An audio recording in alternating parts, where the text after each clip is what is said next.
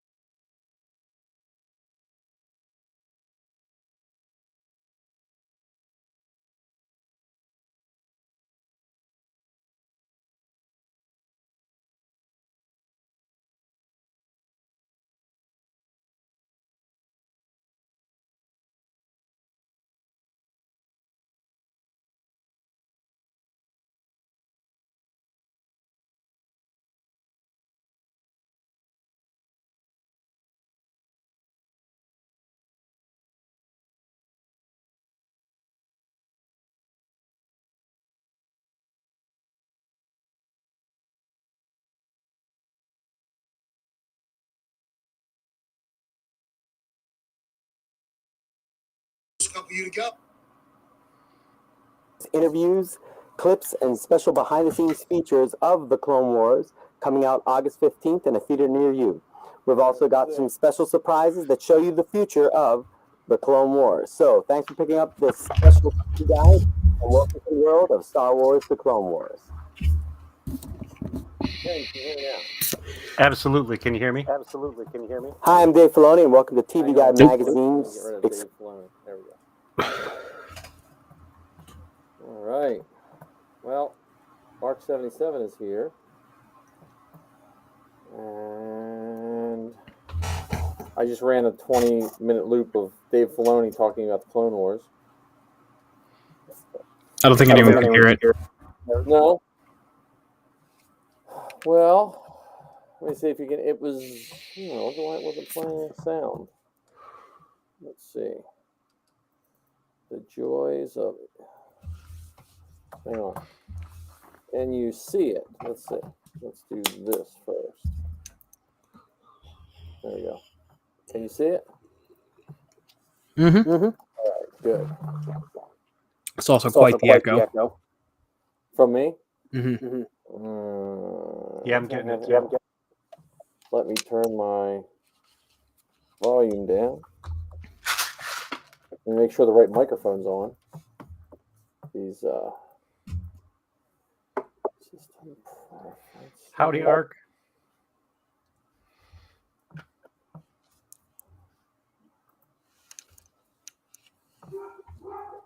I hear a dog in the background. No, that's me. I forgot to close my door. One sec. Oh, is there still an echo from me? I don't hear the echo. Yeah. Oh, now I should hear be the good. echo. Ooh. Yeah, there's still it's not as bad as it was, but it's still there a little bit. All right, I think my microphones are just too sensitive. Yeah, microphone input's like all the way up. How about now? Let's see. Do you hear an echo, John, on your side? I mean, I could sing a song of Sixpence. Can you hear me now? We can hear you. I can hear you. Ooh, I'm back. Sorry. Can you hear the echo now? No. Okay. There must be like a jammed button somewhere because, like right now, you hear the echo, right? I must have a jammed key on my computer because it keeps changing my audio input.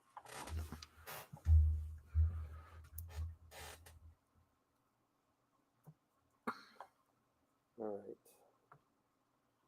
How about now? Is Ken frozen? I don't know. I don't hear Ken, but he looks frozen, unless he's just messing with us. Yeah. See, my audio input keeps going up. So hang on a sec. Oh, there goes Ken. Let's see. Change that.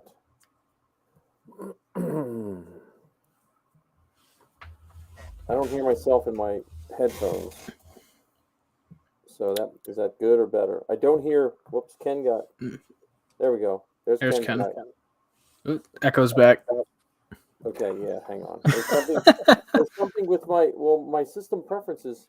There must be a button like stuck somewhere because my microphone keeps turning up. Like I can watch the volume of the microphone slide up while I'm just sitting here not touching anything. Is your house haunted? It could be, but it was new built, so they must have just built it over like a Amish cemetery or something, or an Indian burial ground? Yeah, it could be. Or an Amish cemetery that was built over an Indian burial ground. Yeah, that would. Yeah, there it keeps. Hang on. I wonder. Let me unplug my mouse so everything could go horribly wrong here in just a minute. So, let's see.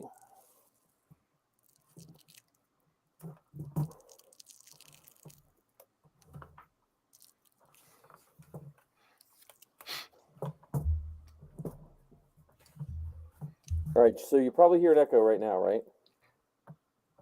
I don't hear you echoing, and I don't hear me echoing. John, do you hear anybody echoing? No, I don't hear an echo now. All right, we'll see what happens. All right, let me see. Let's see if this Dave Filoni sound plays. Hi, I'm Dave Filoni, and welcome to TV Guide Magazine's exclusive sneak peek at Star Wars: The Clone Wars. Oh, he looks so young. You hear that? Yeah. Yep. Okay, so this is. I'm looking. I was looking for the disc all night, and I couldn't find it. But let's make sure all these are okay. But I have some of the files, so I'll find it. It's a DVD that came with the thing. But look, so this was in whatever what did it come out? 08? Mm-hmm. So this is from 08. But even if you notice his shirt, he already had the merch ready. Hi, I'm Dave Filoni, and welcome to TV Guide Magazine's exclusive sneak peek at Star Wars: The Clone Wars. This disc features interviews, clips, and special behind-the-scenes features of The Clone Wars, coming out August 15th in a theater near you. We've also got some special surprises that show you the future of The Clone Wars. So, thanks for picking up this special TV guide, and welcome to the world of Star Wars: The Clone Wars. So if you compare that clip to anything that he's done recently in terms of interviews, public appearances, convention panels, holy schmoly, the advancement from just his presence and his delivery is amazing. You can tell he's nervous and this is fresh and he's excited about it, doesn't know how to contain himself, or now he's just laid back, cool, the master of his domain. I mean, it's incredible to watch in comparison. Well, and this was before the Clone Wars came out, so you know, for a diehard fan, even that animation style was a little bit to take at first. Oh yeah, folks hated it. There were a lot of people that complained about that super marionette kind of animation, which George wanted it to look like. He wanted it to look like the old Thunderbirds, puppets from the was it the 60s that those came out, or was that the 70s? Yeah. So I don't know. That was pretty cool. So I was trying to find more to play. I'll find more next time, but I figured we have a little bit of Star Wars news to talk about. We have Fanexpo to talk about, and Inflatable Falcons, and whatever else we can drum up. Right? Absolutely. Mm-hmm. John's camera's not working, or are you just not ready for prime time today? Not ready. I got into the shower late, and part of my regimen is a charcoal mask, and it was not dry in time for me to peel off before this. So I was born in the wrong century, John. currently working on this. I was. I'm not even sure what to say, other than that's awesome. That's okay. That's just a 21st century thing. I don't picture Ken and I when we were your age ever that sentence ever coming out of our mouth, unless unless a grill blew up in our face or something like that. Or I had to clean out the wood stove chimney in my grandfather's house, and oh look, I got a charcoal mask. Yeah. So Well, look, I've got bad skin as it is, so I try and take care of it as best as I can. you don't have to explain yourself to us. It's perfectly normal. It's just I came from a way different age than that. Yeah, no, I get that. Be like half your face would be burned off from anything, and they'd be like, put some Mercurochrome on it. Go play in the woods. Rub some dirt in it, you'll be fine. Yeah. And in the words of Oscar Isaac from Moon Knight, I don't care how handsome you are. Yeah. So no, that's so yeah. So I got to hang out with Ken a little bit Sunday, which That was such a wonderful surprise. Yeah, that was like a last minute kind of trip, and the Mando Mercs were more than generous enough to give me a pass, even though I'd already bought a pass. So, but I got in early, and I got to help set up, and got to hang with Zoe for the day, and I got to see Kerwin and Keith's panel, which was awesome. So, Actually, for the folks that are listening, tell them who Kerwin and Keith are. So So that Kerwin and Keith are a father-son team. I think Kerwin is my age. He's same age as me. Him and I had this discussion before. Now I look like his older crypt keeper grandfather, but we are the same age. And his son is, I believe, Keith is 10. And during the pandemic, Kerwin does a way better telling his own story, of course. So if you listen to it, but it's Father Son Galaxy, a podcast. It's on YouTube, it's on iTunes, and all that kind of stuff. Anywhere you find podcasts, according to Keith. And they just talk about their love of Star Wars. And Keith, so I think what got me interested in Keith and Kerwin, I know a lot of people who have raised their kids on Star Wars and stuff like that, but there's very few that have the same dynamic as Zoe and I. And I watch them, and it reminds me of 10-year-old Zoe, not being a know-it-all, but actually knowing tons of facts. And Keith is that same way. So they do a father-son podcast, and Keith is adorable and knowledgeable of Star Wars. And they did their first panel at Fanexpo, and they're also doing a panel at Celebration on the podcast stage. So, which is pretty exciting. And Fanexpo did a really nice job with I don't know if I should say it, but they had a nice setup for everybody and everything, you know. I think they had a nice setup. The staff that they had, the volunteers that they selected to help man this convention, I thought were fantastic. Super friendly, super helpful. And while it may be the first time that we've gathered like that in a while, I thought it went really smoothly. I mean, Heather and I were there Saturday and Sunday. And for those of you that are listening, Fanexpo is a convention that just recently happened in Philadelphia, Pennsylvania. Yes. And so Saturday I was geared up in my Mando kit, and Heather was there helping out at the Mandalorian Mercs booth.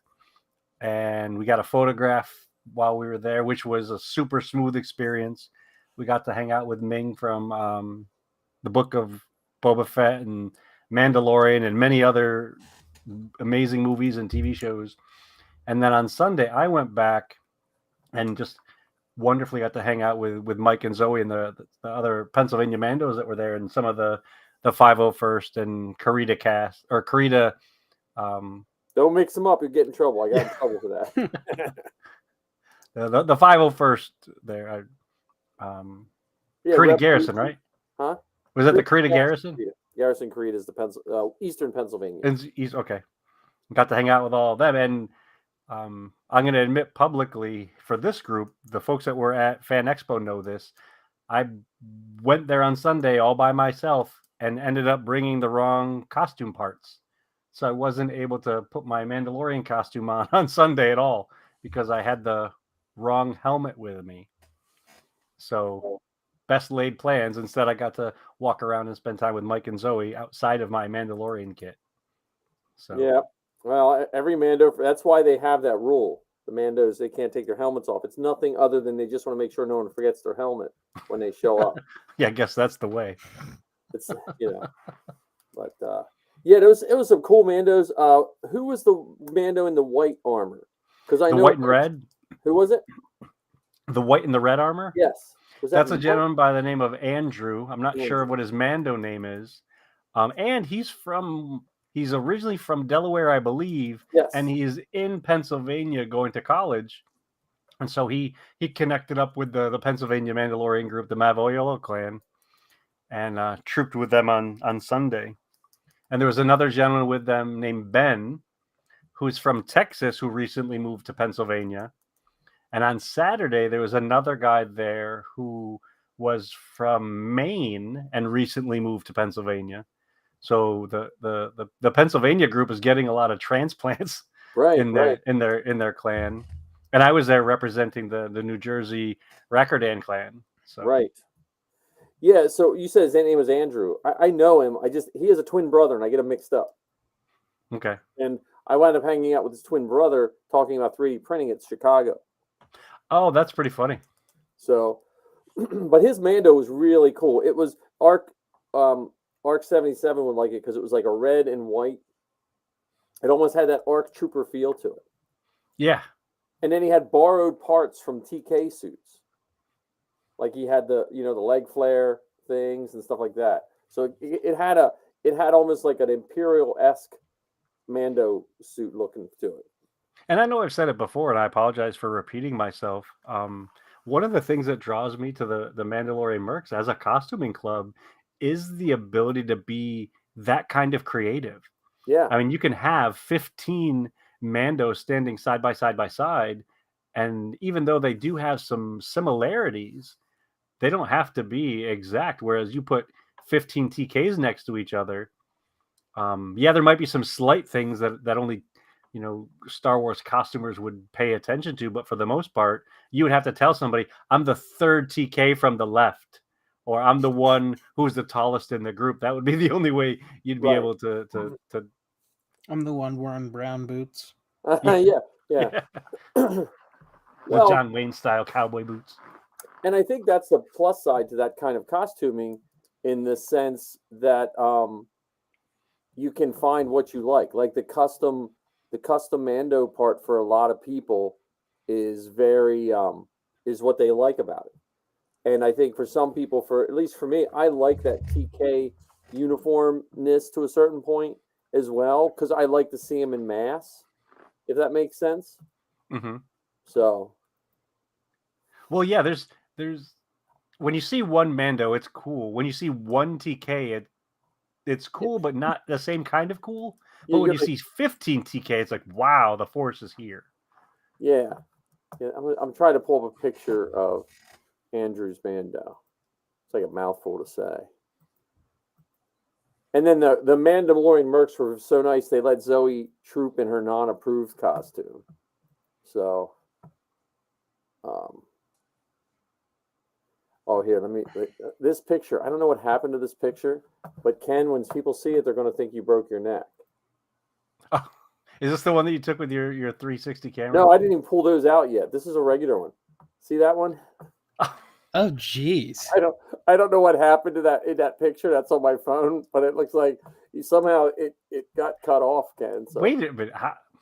I don't even know how that works. I don't either. Because look, yeah, I don't know.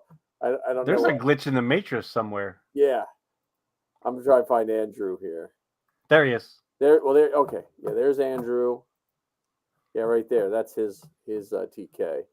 I liked his white. There's something about the white stood out to me. It looked like it was old and dirty. There it is. That's a good one right there. So,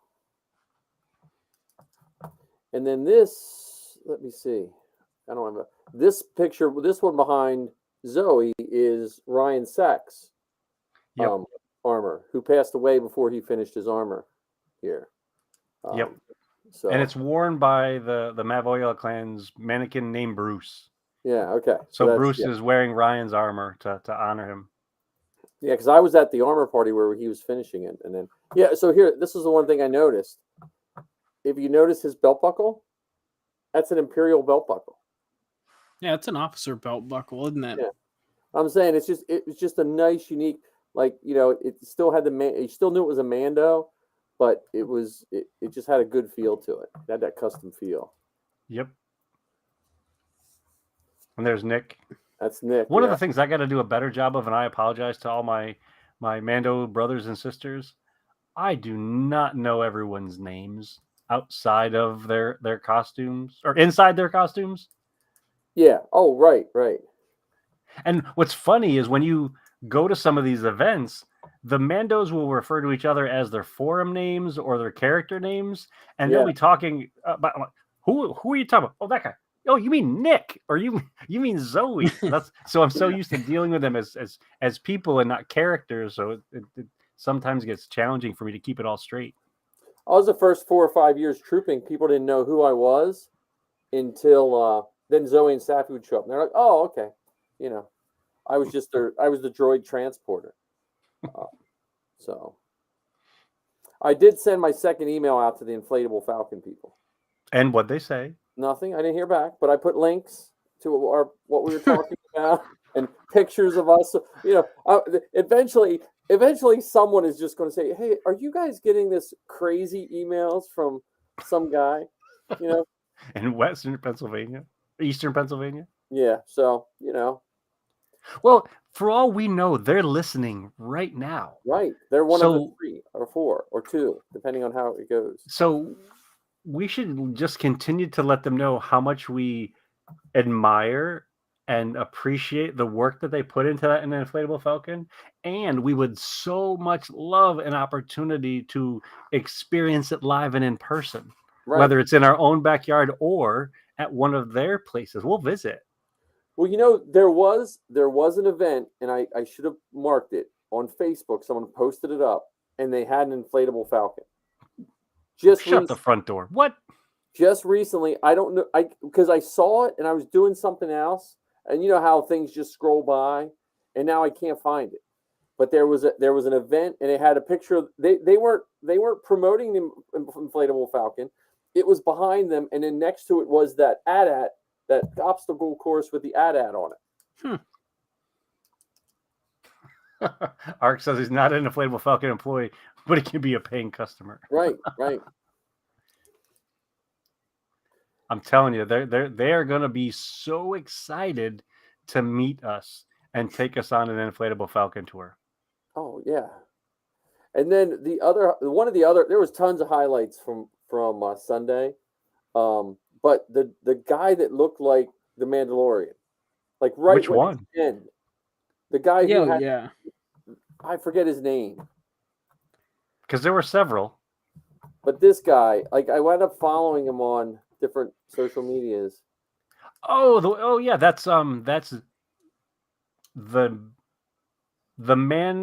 man, not DeLorean. That's Oh, what okay. that's what his tag is. That's him. Absolutely. The Yeah, man, yeah. not Lorian. Mark, how did you know that already? You must follow him too. I didn't follow him, so I followed him. When I first met him, he seemed a little standoffish, so I just wonder if he's gone to cons and been treated differently. And then he seemed to warm up to us after a while, you know. But he was cool. So that's one of the things that I've always been interested in related to conventions, especially for folks who go by choice in costume. You know, folks will stop. If you're going in costume, you know you're going to get looked at. You know you're going to possibly get stopped and asked questions or stopped and asked for pictures and stuff. If you know that going into it, it would be helpful to present differently, to present in a way that, and I understand that everybody has a limit and everybody, you know, Right. has lines that they're okay crossing or not crossing, and just know that sort of stuff is going to happen. And I'm not talking about the inappropriate stuff. I just mean the, hey, Right. excuse me, sir, is it okay if I take a picture of you and this person, or are you okay getting in a picture with my friend or my niece or what have you? Well, and I think some people, you know, it gets tiring, you know, being in costume.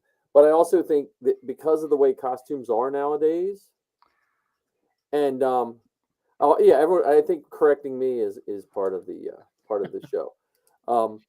But I think that Zoe used to do that, but now she's, you know, she's outgrown that. But anyway, but I think because costumes are so easy to make, and I'm not saying this about this gentleman. He seemed fine. He was the only thing I just remember when I asked him to sit on the throne. He's like, it hurts me to sit in the throne, which, you know, that just could be how his costume wears. So he said, "Can I stand?" And I'm like, "Yeah, I'm cool with that."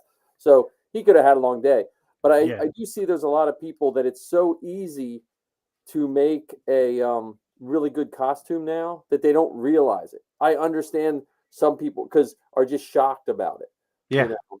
absolutely. And I do think in the past, I'm not speaking for any of the costuming groups that were there with us, but I have seen in the past where the costuming groups sometimes they look and it's not the group itself; it's usually individuals that kind of look down on people sometimes, and I think that makes people standoffish when we're standing with a costuming group. Yeah, they might be expecting us to be overly critical. They might be expecting us to be harsh or demanding or commanding. So I do understand, you know, that tendency to go that way. And like you said, after coming to understand that we're on his side, that we're appreciative, we're admiring, we're curious, we're supportive. I mean, whether I'm talking to a kid who's wearing one of those plastic masks held on by a string, or someone to the level of the not Mando, or the man not Lorian, and his kid. I mean, I love them both for different reasons. I appreciate them both for different reasons,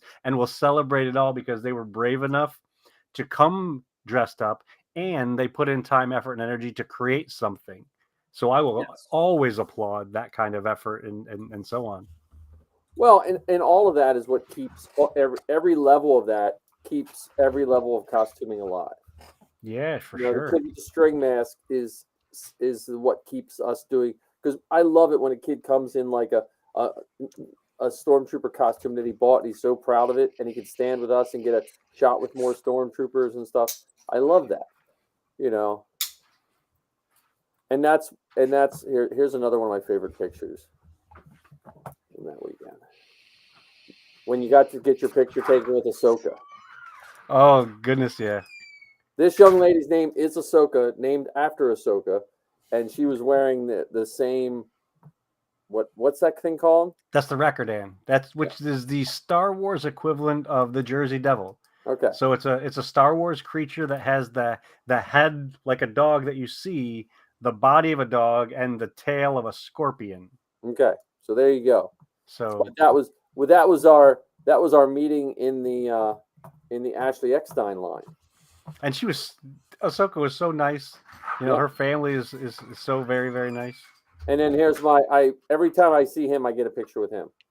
So, with Ashley's husband. Not technically Star Wars, but Star Wars adjacent. Yeah, close enough. He's always so nice. We ran into him in Chicago, and he looked surprised that we wanted his picture. So. Well, he looked surprised that you remembered me, and when you showed him the picture that you had from before, he's like, "Oh yeah, now I remember." Yeah. But that was, man. I'm glad Zoe got her autograph, but man, I'm glad I'm not an autograph person. That's a big chunk of change for me. Yeah. I'll be right back, guys. Hold on one second. You guys keep talking. I'll be right back. Do you have to put your charcoal mask on? Actually, I was gonna do just plain mud. I was gonna go outside and just dip my head in a puddle, because that's how I roll. Okay. Well, he disappeared. He went invisible on that. Yeah. Nice. Yeah, John. It was no Steel City. All right. One day ticket was $41. Jesus. Plus, I spent $30 to park. So, oh my God! It was downtown Philly, and I had to park a block and a half away. So, yeah, so Fanexpo Cleveland is not next week, but the week after. I was pondering going, but if a one-day ticket is $40, nah. Well, you might get to get it early. You might get to get an early price or whatever, because I bought it the night before. But but I don't like going to cons alone. Yeah. So. Well, and part of it was Zoe wanted me to go, and then Keith and Kerwin, they were having their panel, so I wanted to support them, and so it was fun, but it was the same weekend as Steel City, and I was thinking 41, but could have gone for 3 days. I know.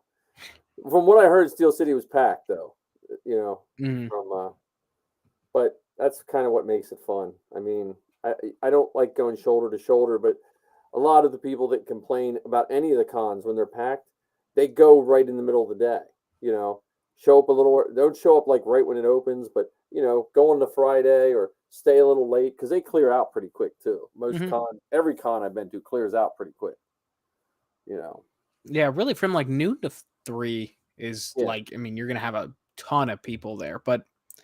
Say it opens at 10. From 10 to noon isn't too bad, and then from 3 till 8 when they close there's nobody there. Well, and the other nice thing with any of the cons, I mean, the price point on most of them.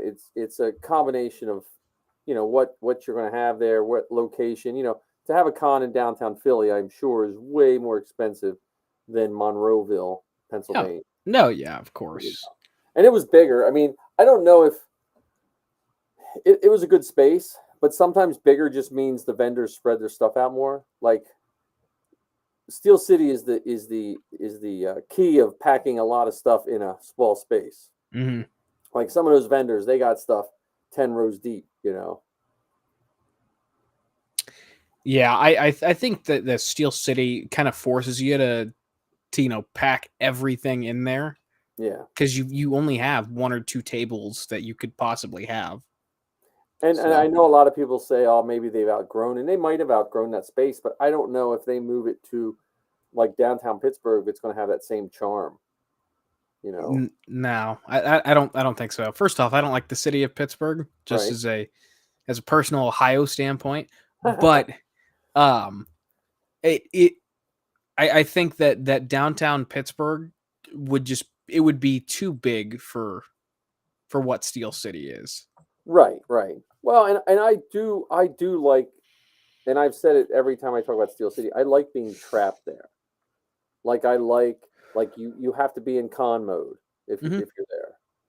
You know, where you go to some other cons, like even guys going to celebrations, some are going to go to Disney and it's not, which is fine, but I don't know, I like that, like you're all up way later than you should be and you're eating crappier food than you should be, but it's just like con time.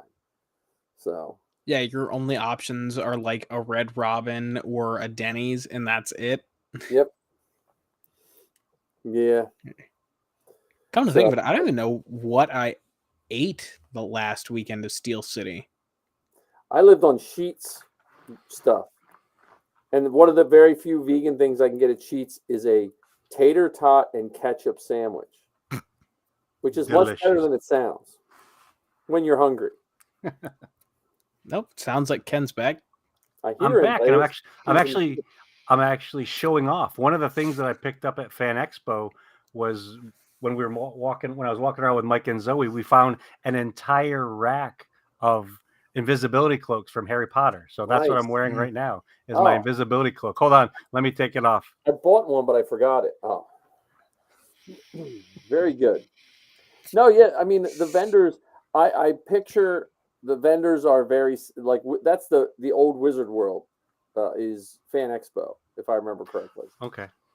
And the Fan Expo and Reed Pop, they kind of have the same clientele with a lot of the vendors. Like they have a small fraction of vendors that are like the small vendors, but then they'll have like similar vendors. It seemed like pops were down. I didn't see as many pops as usual. You know. One of Unfortunate. the other things about this convention that felt different for me is now that I've been to as many as I have, I now know some of the vendors, not just by recognizing them from a distance, but know them by name. In fact, one of my friends from college, who I met in August of 1992, is now a vendor at a lot of these events. And we were looking at her Facebook when Heather and I went on Saturday, and she said she was going to be at Fan Expo Boston. And we were walking around, and Heather spotted her and like, wait a minute, I thought Jackie was in Boston today. And she's in the other aisle, and she comes running over and gives us both a big hug. She had put the wrong thing on her Facebook. Oh, She was actually in Philadelphia thinking she was in Boston. Yeah, they're pretty much the same. Yeah. I Big don't know. city's a You big got city, fighting right? words in Philly. But it just Yeah. felt different because some of those vendors would also respond to me by name. Yeah. So it had a different feel. I didn't feel as much of like a tourist as I usually do. Well, you know what's weird? Claudia Gray was there, and she signed Zoe's book, and I forgot to get a picture with her. Because you're so used to like not asking for a picture, because you know the people would like be upset if you're not paying $60 or something like that, and I just totally forgot. And Claudia Gray was such a nice person, you know. Yeah, she signed my book, and I got a picture of her with my book, but I didn't get a picture with her and my book. Yeah, I just totally forgot. I just totally like some days I'll go to some cons and I'll take pictures. I'll miss half the con because I'm taking pictures. Sunday I just wasn't in picture mode for some reason. Yeah, and she was super nice. I talked to her for a Yeah. little bit. She signed my Master and Apprentice hardcover book that I picked up there, and I asked her why she tends to write so much about Jedi, and she said that she really enjoys the philosophy around the Jedi and the balance that comes into it and out of it, and that just that thinking part of Jedi that she finds so attractive in terms of writing them and how they deal with the balance that they have to exist in, that that pull to the dark side or the pull to the light, and so she really liked that philosophy, and I'm like, I'm right there with you. That's one of the things that I enjoy about Star Wars in general is the in-depth look at philosophy and how our choices impact things beyond our own lives. So, And you know what I liked about her though too, like she makes her living writing books, of course. So she could have easily probably got a table and charged for autographs. yep. And she was like, Zoe's book was all dog-eared and stuff like that, and Zoe wanted that one signed, and she just signed it, like without hesitation, So I just thought that was really nice of her. So wait, you didn't pay for an autograph? Not with her. She just had a Nope. table. She was just signing books, and if you didn't have a book, you could buy a book. But I think she was selling the books at like regular book price. Regular book prices. Yeah. Huh. So it wasn't like the book plus the celebrity fee plus the autograph plus the selfie fee. And I'm not knocking anyone that does that, like however they want to make their money. And I do understand there is a point in time with celebrities who didn't, where there was no foresight. Like if you look at the old Star Trek people, they made all that in the 60s and it made millions and millions of dollars forever. And they don't make any money off of that. So they have to figure out how to leverage their fame into some money. But some of the people, I'm just like, you're still making money and that's fine. It just seems, it was just so nice that I like, because I was like, when she said Claudia Gray there, the dad calculator was running in my head. Okay, I'm going to pay this much for this, and I'm going to pay this much for this, So. And just so you know, I want to put this out there for the world to hear. Because I was hanging out with you and Zoe, I felt a little bit of peer pressure to go up and get a photograph with Ashley. Because, when Heather and I were there on Saturday, like, oh, we'll just get our picture with Ming and that'll be enough. And we saw Carl Weathers and we saw Steve Bloom and we saw Ashley, like, nah, that's fine. And then I'm hanging out with Mike and Zoe for the line with Ashley. I'm like, okay, I'm here. I might as well, give you some money to take a picture with my camera of me. Well, you know what was nice? Like Steve Bloom, he recognized Zoe when she hosted their panel. So when it was, I forget what was the other con that was in that same spot? Keystone. Keystone Comic Con was there right before the fall before the pandemic. Zoe, it was good because Zoe was having a rough time getting started at college, and not a rough time, but she was just homesick and all that. And they asked her to host the panel, so she hosted the animation panel. And Steve and his wife, and I forget the gentleman who does Darth Vader for the Clone Wars, was the panel.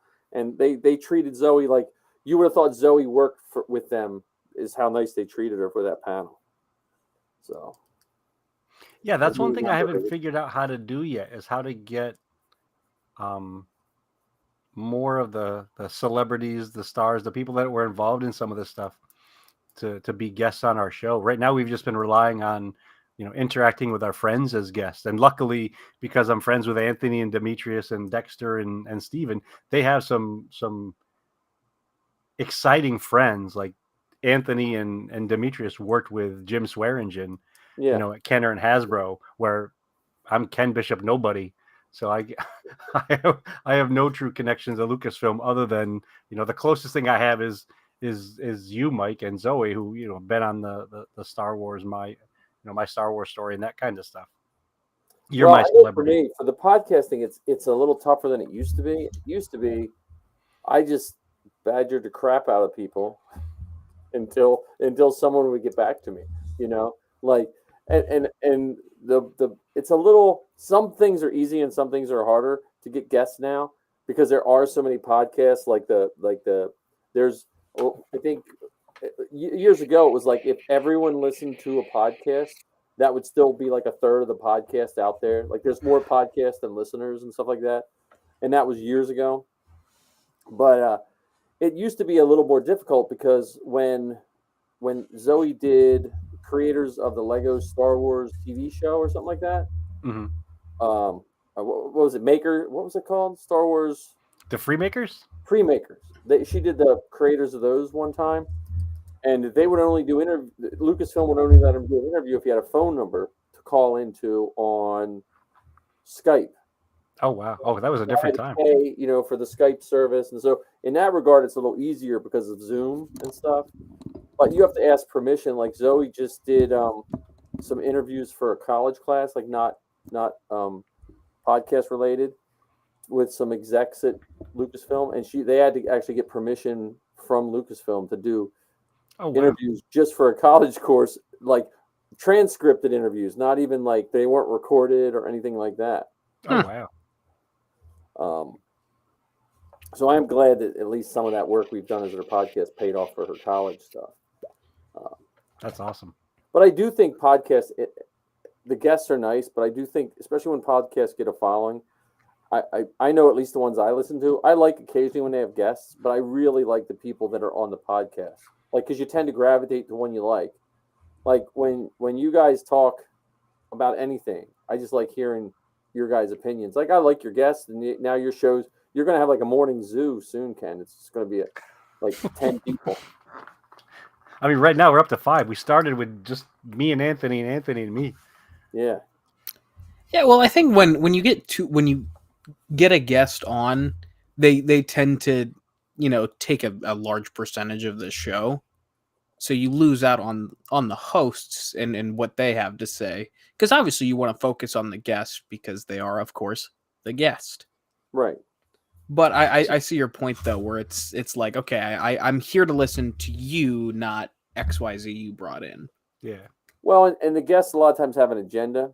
So I know when Zoe has had some Lucasfilm guests, and they've all been wonderful and stuff like that. But if it's approved through Lucasfilm, they have a set amount of time they're allowed to be on, and they have to, they can't just talk freely, which I understand. I mean, you've seen when some of these people talk freely, it doesn't go very well, What's his name? Tom Holland talking about Spider-Man or something like that? Well, or just even when was it Freddie Prinze Jr. was like a little half drunk. Yep, that was my immediate go-to for that. That might be one of my favorite ones ever. I still go back and I will listen to that interview from time to time. Just when I'm bored, I'm like, yeah, let's hear Freddie Prinze Jr. talk about how Star Wars fans are toxic and how the Force works. Yeah, I just think, and that's where you can see the ones the ones that have longevity in it are very, very careful with that. Like Vanessa Marshall has been on Zoe's show numerous times, and I've lucked out in the sense that most of the time we don't have to go through Lucasfilm to her, because we've become somewhat friends with her. But she's always, she's just a professional. Like it's the. The other side to that professionalism is that because you understand how Star Wars works and how Lucasfilm works, that there are places that you can go to with your questions, and there are places where you shouldn't go to with your questions. Right. Like You're not going to get someone like a Dave Filoni on your show and say, so why did all that stuff happen with Colin Trevorrow and the Rise of Skywalker? You're not gonna open up that proverbial can of worms where they just shut the interview down. They shut the conversation down because you've asked a question that Lucasfilm doesn't want answered. Right. Or to make them so uncomfortable that they get squirmy and say, "Oh, look at the time! I got that thing to do. Let me put on my invisibility cloak and see myself out." Yeah. Oh, but that's an answer that we definitely want. Yes, want, but don't know if we'll get.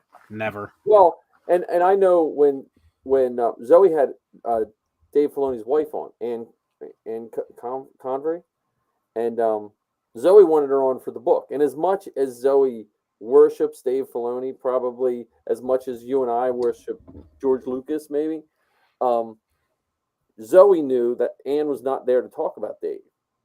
And so she purposely made sure on her own that she would not ask any questions about it, because that's not why she wanted Anne on. She wanted Anne on about her book and writing and all that kind of stuff. Yeah.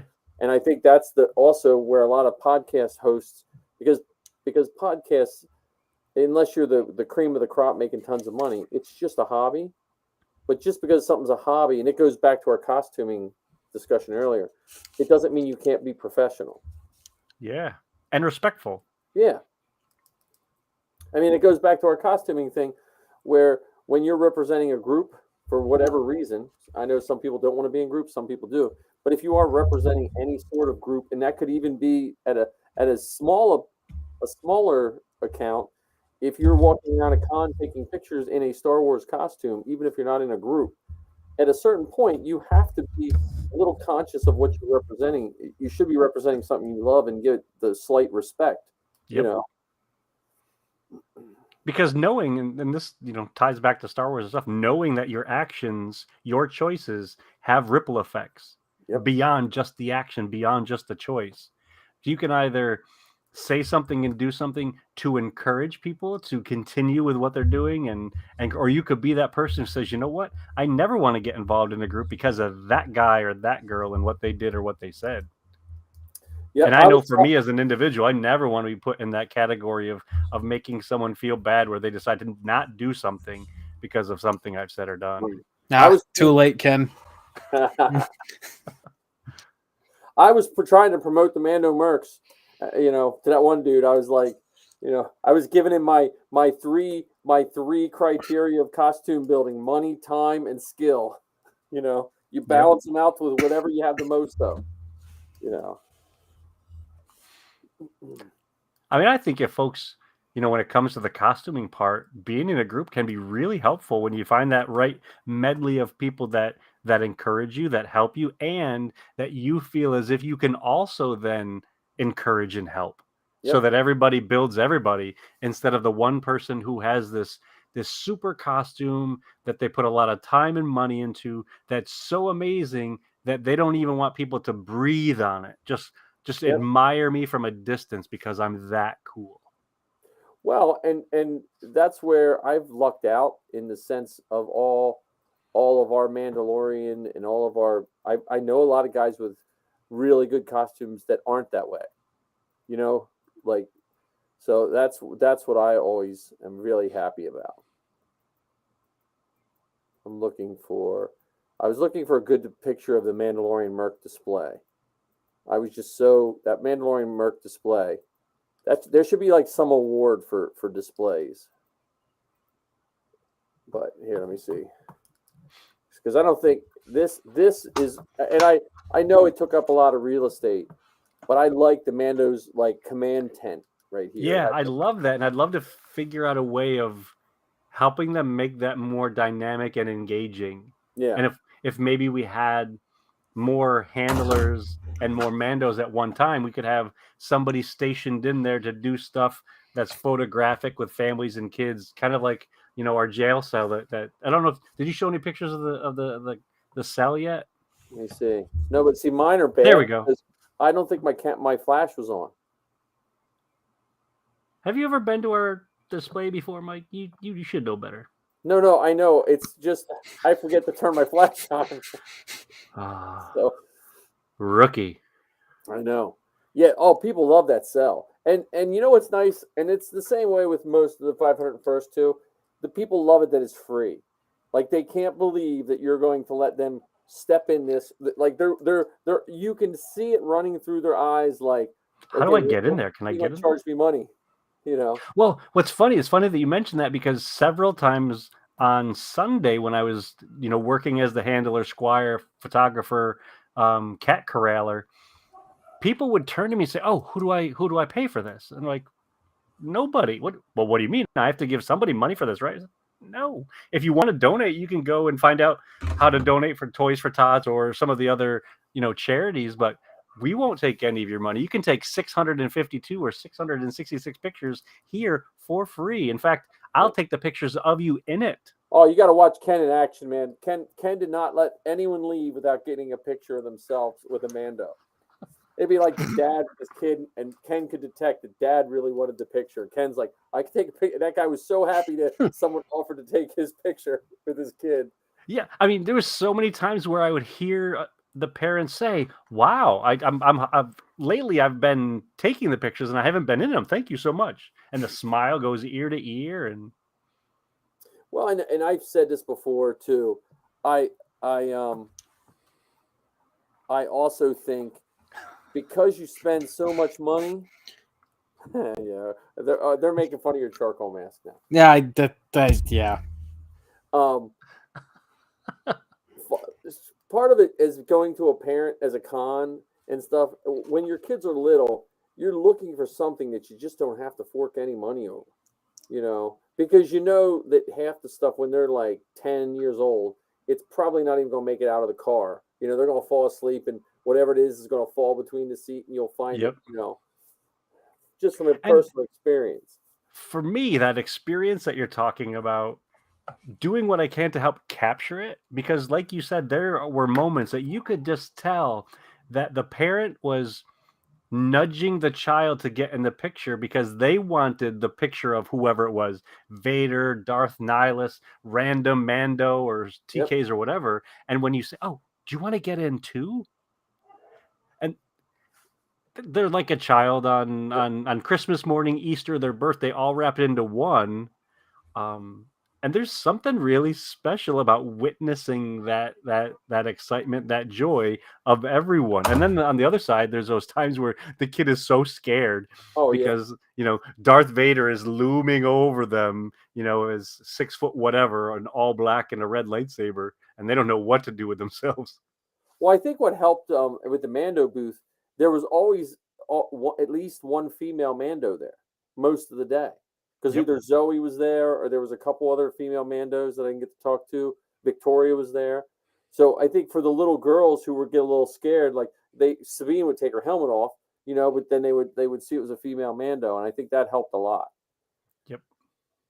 This is not the way. Well, Sabine can take her helmet off, I hope personally in Mando season 3, he's not taking his helmet off every 5 minutes. So. Yeah. I don't think he will. I think he'll keep it on. If nothing more than for the practical aspect of it, that Din Djarin is actually played by 3 different people. Right. So. Yeah. Did we see that the actress who played Queel and the Frog Lady is coming back for season 3? No. Yeah. She'll have say who she's coming back as, or no? But I assume it's just another shorter person. Yeah, shorter costumed character. That's when Chris Bartlett told me we should interview her, but I can't get a hold of her. So I try, but yeah, I'm just looking forward to. I just can't wait till when it's just everything's full steam ahead, and when we're talking about what's coming out, there's already stuff we're still watching. Like I hope they eventually get it where we're not waiting for something. Well, see, I understand what you're saying, and I would appreciate if we got to that place. However, that space in between is exciting for a couple reasons. One, it gives us the opportunity to talk about what we have seen. Yeah. And it gives us the opportunity to get excited about what we will see. Because I think if we had a month, maybe. I'll What's take up? 2 or 3 weeks or a month. But I don't want this here's all this Star Wars, and then a year from now everything else is coming out. Yeah. I'm at the same time, it gives us an opportunity to rewatch some of that stuff. That's true. Because some of that stuff, you watch it the first time, it's exciting. You watch it the second time, you pick up some stuff. You watch it the 15th time, you're like, I didn't notice that thing in the corner that is connected to that last episode, or this was part of the very first movie in 1977. Yeah. Yeah, and the business aspect of that is you also got to remember that Disney is pumping out Marvel shows too. True. So right now we don't have Obi-Wan because we've got Moon Knight, and when Moon Knight ends is when Obi-Wan will start. I think there's maybe a week or 2 gap in between, but yeah, they don't want to flood their streaming service with new content 2-3 times a week. Yeah. No, that I agree. I just wish it would just give me a week between each show and just have it constant. Just give me a constant flow. Where's the IV? Give me pump it in my bloodstream. Pump it in my bloodstream. I like all the stuff coming out. I think my favorite rewatch one is still season 1 of The Mandalorian. Oh, really? Okay. That's I like them all, but I find myself rewatching season 1. The only episode that I have a hard time is when he gives up Grogu. I still get upset about that, even though I know he's going to rest. It pulls at my heart in a certain way. It gets me really upset. You know, when I don't know why. I don't Well, know. that could be the dad in you. That could be the father in you relating to the, watching your offspring, even though it's, he didn't produce Grogu, handing Right. him over to somebody else. He's still dad. Yeah. The Dadalorian. Yeah. Well, there is a guy named the Dadalorian too. Oh, really? Yeah, he's on TikTok. Oh, that's funny. So I wonder, do you think they're going to do a Star Wars gallery for the Book of Boba Fett? I don't know. I think it's unlikely. I mean, because they did the pre one, they did the beginning one. Because I think, I wonder if I'm still curious with the Mandalorian gallery. I wonder if they were worried, so they overmade. Like they still were at a certain point. I'm sure they knew the Mandalorian was great, but it could have went either way. Like with that trusting everything on that little puppet that could have easily been leaked, which could have ruined it, or it easily could have just not, like, it could have been the puppet from Phantom Menace, Yoda, compared to the puppet from Empire Strikes Back, Yoda. Mm-hmm. Very true. On paper, the one from the Phantom Menace should have been the better puppet. So I just wonder if they just, because when you're working on something, it's the same as when you're working on armor. You tend to fixate on all the stuff that's not right, and you don't see it as a whole. Mm-hmm. And everyone, like when you go to a con, like I remember with 000, I was so fixated on a couple runs and scratches on the one arm, and Marty's like, no one's going to see that. No one's going to, I couldn't get it out of my head until she was actually in the armor and people liked it. So I wonder if they were like, okay, look, we're not sure if this is going to work, so let's film this and this and this. Well, I don't know, because if you go back to 77 with A New Hope, they had the art of the Star Wars books. They had those TV specials that they had out.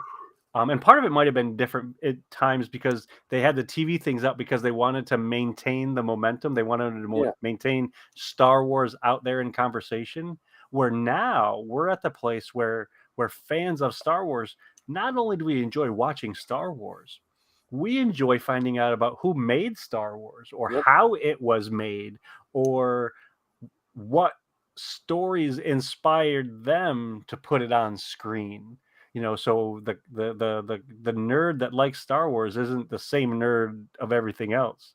So there's different pieces to it, and that behind the scenes stuff, folks really get excited about behind the scenes stuff. In some cases, the makers of Star Wars are just as much celebrities for some people as the people who show up on screen in costume, in character.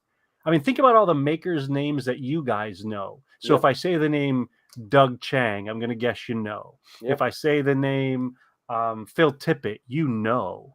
If I say the name Dave Filoni, you know.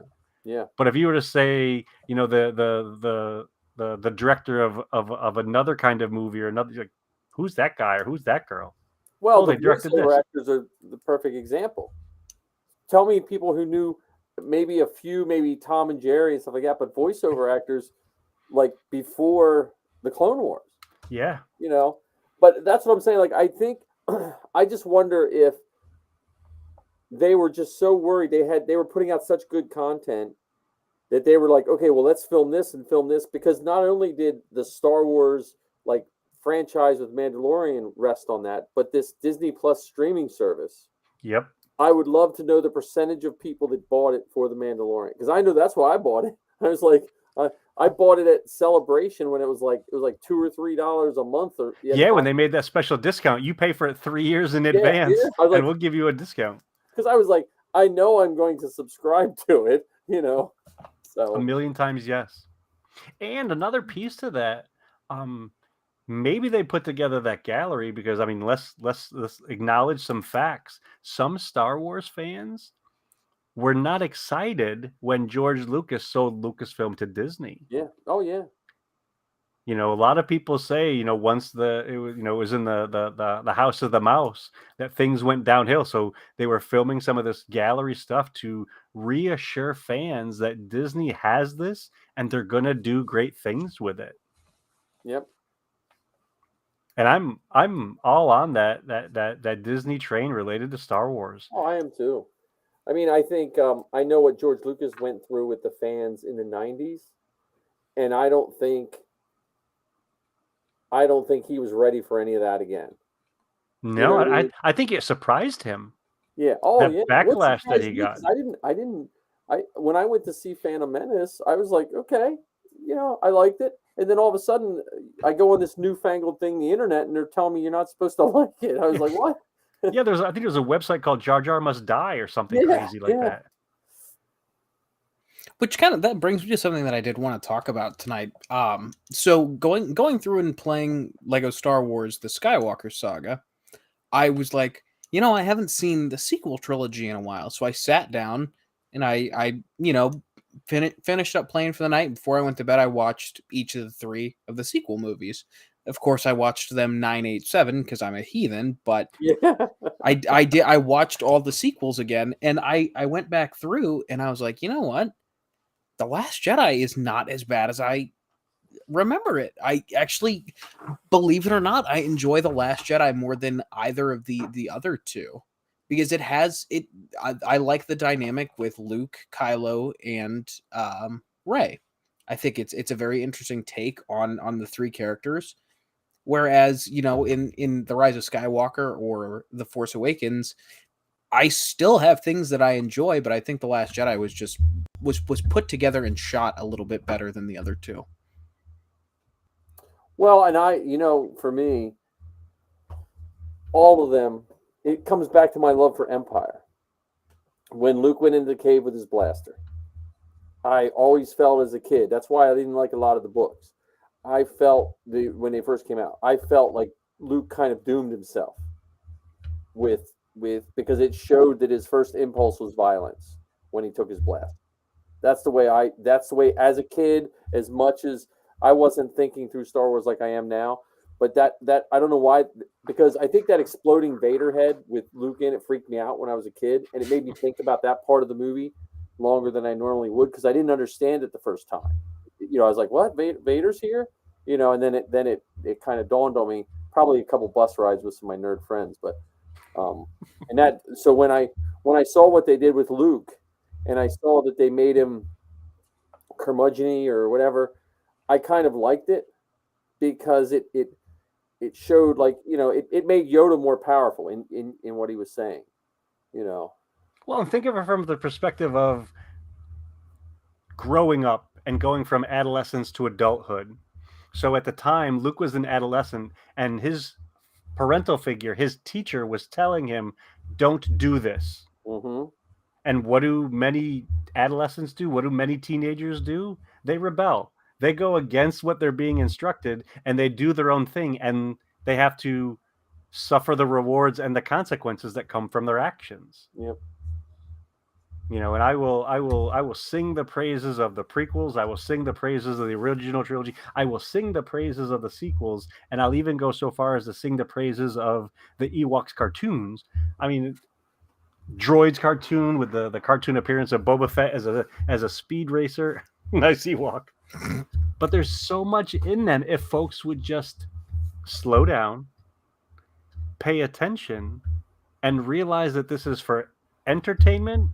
And if you want it to be education, you can learn a lot by watching these films and listening to the messages that are tucked inside of them. Yeah, and I wish people would stop focusing so much on what they didn't like as opposed to, because overall, I would give The Last Jedi a 5 out of 10 because there's only about half of the movie that I thoroughly enjoy, and that's Is that a Star Wars scale or a normal movie scale? That's on a normal movie scale. Okay. Star Wars, it's a little bit more skewed. Okay. But or actually no, sorry, I have that backwards. That's on a Star Wars scale. Okay. Normal movie scale would be a little bit higher. Okay. But yeah, like I don't like the Canto bite scenes in The Last Jedi, or I don't like, some of the other things in the sequels, or even the prequels or the originals. But Well, right, and you're exactly right. You don't focus on those, and yeah, and I also think most of those films, if you, and this is coming from someone who probably takes Star Wars way too seriously in my life, but some of these people need to relax about some of the nonsensical things. You know what I mean? It's like I know a lot of people don't like the Canto bite. So for me, the Canto bite reminded me of George Lucas's whole um, Vietnam type feeling that he was going against the imperialism of the United States, and it kind of went that it reminded me of a story my real dad told me. When he was in Vietnam, they would fight at this one place, and the American soldiers couldn't go in the rubber plantation after the people that were shooting at them because it was owned by Goodyear. So it reminded me of that, like we're all fighting and there's someone in the background making money off of everything. Now they could have probably explained it slightly better in Canto Bite than for some people, but that what I like about Star Wars is it turns on those memories about deeper things sometimes when you don't even realize it. Wait a minute. So you're telling me that there was real world politics that inspired Star Wars? I know, right? What? That's crazy talk. I like my Star Wars when there's less Star Wars. Politics. It's the same with comic books. Stan Lee put so many politics in his original comic books to try social to narration or social commentary. Yeah, and so, but you can watch Star Wars without thinking of it that way, which is perfectly fine too. You can watch it from that technology standpoint, from the movies that came out in 1977, where they invented machinery and cameras to do magical stuff to put things on screen, to the point where now we have a camera facing an actor or actress, and the background is projected on the wall behind them in real time. Holy schmoly, talking about changing the way movies are made. Or we have a 360 camera that I carried around at the convention. Yeah, absolutely. Yeah, and like I was watching when I was watching The Rise of Skywalker, I slightly inebriated, not gonna lie. I was sitting there thinking like, wow, this is, the story might not make 100% sense, but damn, this looks fantastic. Like the scene at the very beginning when they're flying through the ice caves with the Falcon and the TIE fighters are coming up, thinking like, wow, if this would have came out in 77, it would not have looked nearly as polished. But everyone that watched it in 77 said, oh man, I wish I saw more of the Falcon flying around. Like when we first saw it fly through the asteroid field in Empire, because I think as much as Empire's story is good, there were some really cool special effects that expanded our imagination. Like I could have and they've done it on Disney Plus where they do that the scenery where you just watch the scenery. Mm-hmm. I could watch stuff like that all day. I'm so glad that they've been kind enough on Disney Plus to group things by Marvel, by Star Wars. So you can just put that. I now have a Star Wars channel. I have access to a Star Wars channel on my TV 24 hours a day, 7 days a week, 365 and a quarter days a year until my subscription expires and I have to renew it.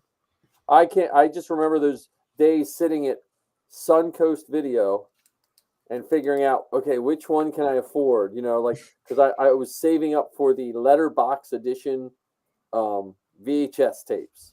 And then once I got them home, I hated to watch them because occasionally your VCR munches up a tape,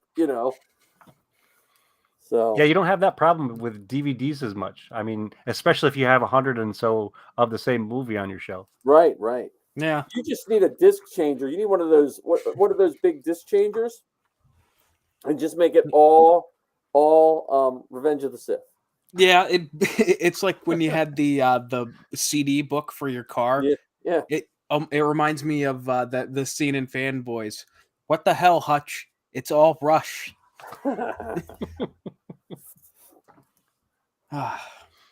Well, that's when you get your Star Wars car for Road Squadron, you can put monitors on every side of the car and have different DVD players running different versions of it.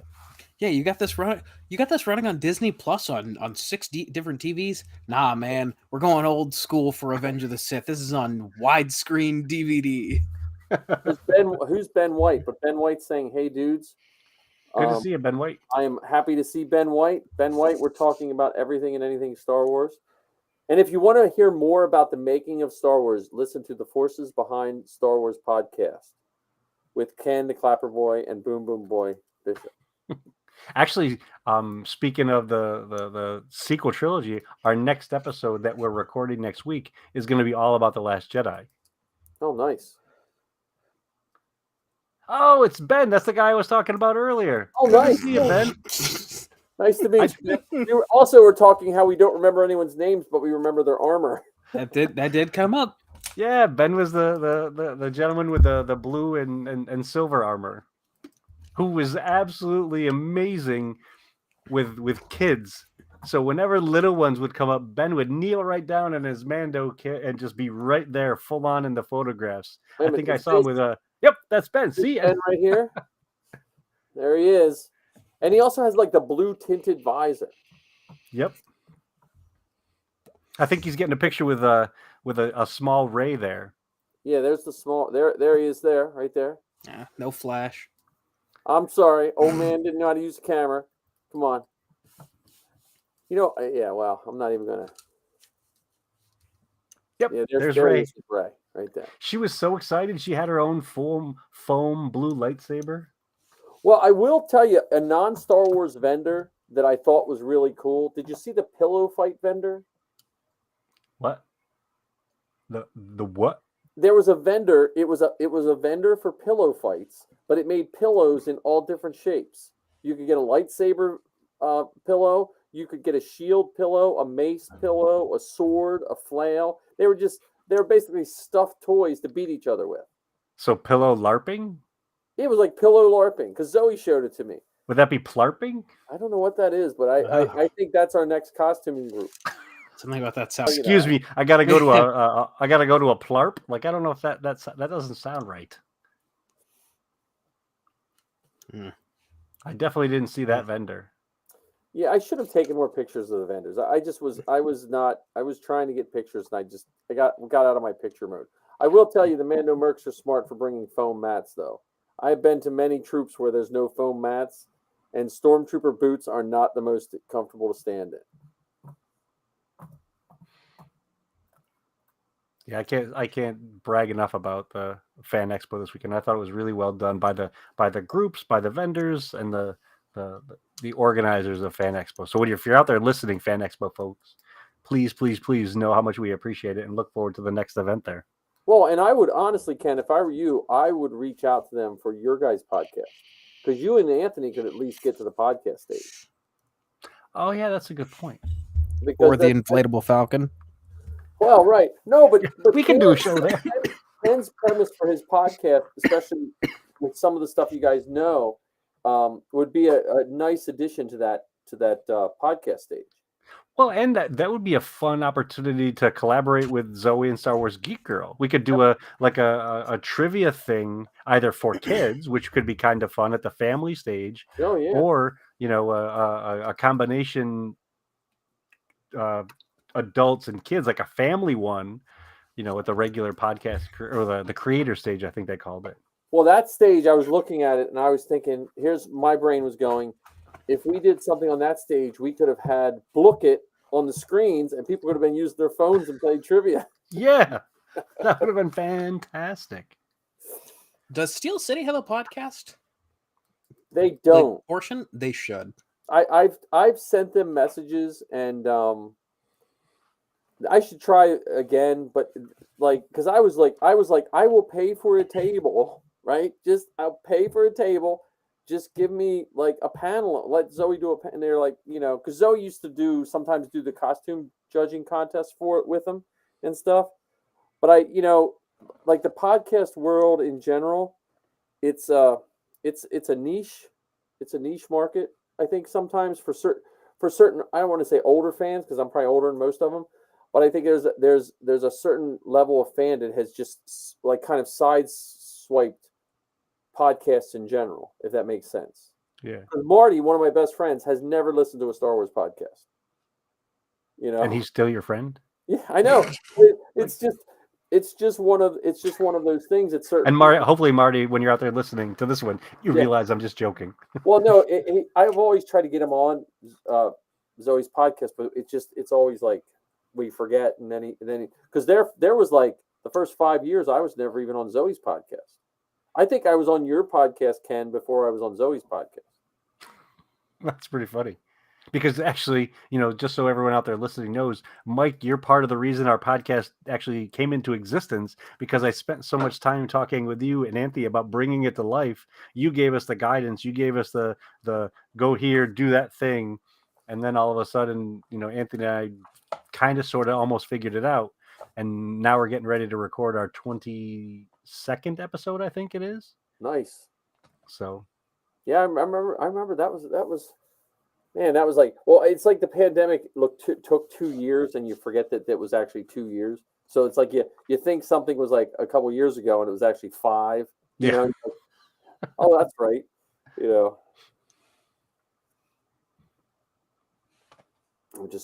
I'm looking at our chat here. Yeah, so we got Blue Mandalorian. Oh, here we go. Oh, there's our other Manda. That's good evening. Here, let me. The man, not DeLorean. There he is, right there. No, that wasn't him. No, that was Batman. Andrew. That wasn't Andrew. That was Batman. No, this is Andrew. Oh, that's Andrew. Yes. Yeah. Was he with Batman? He just said good evening. Yeah, no, but was he with Batman? I thought. Go back 2 pictures. That was Ken was listening. Whoops, I don't know what I just did. Old man with a computer. There we go. Yeah. He was with Batman. Okay. Yeah, Ken, you and I both saw Batman, and we're like, yeah, guess again. Yeah. Wait a minute. That's not him. No, Ken got to hear my quandary of I was just staring at the celebrity cosplayers, and it still just blows my mind.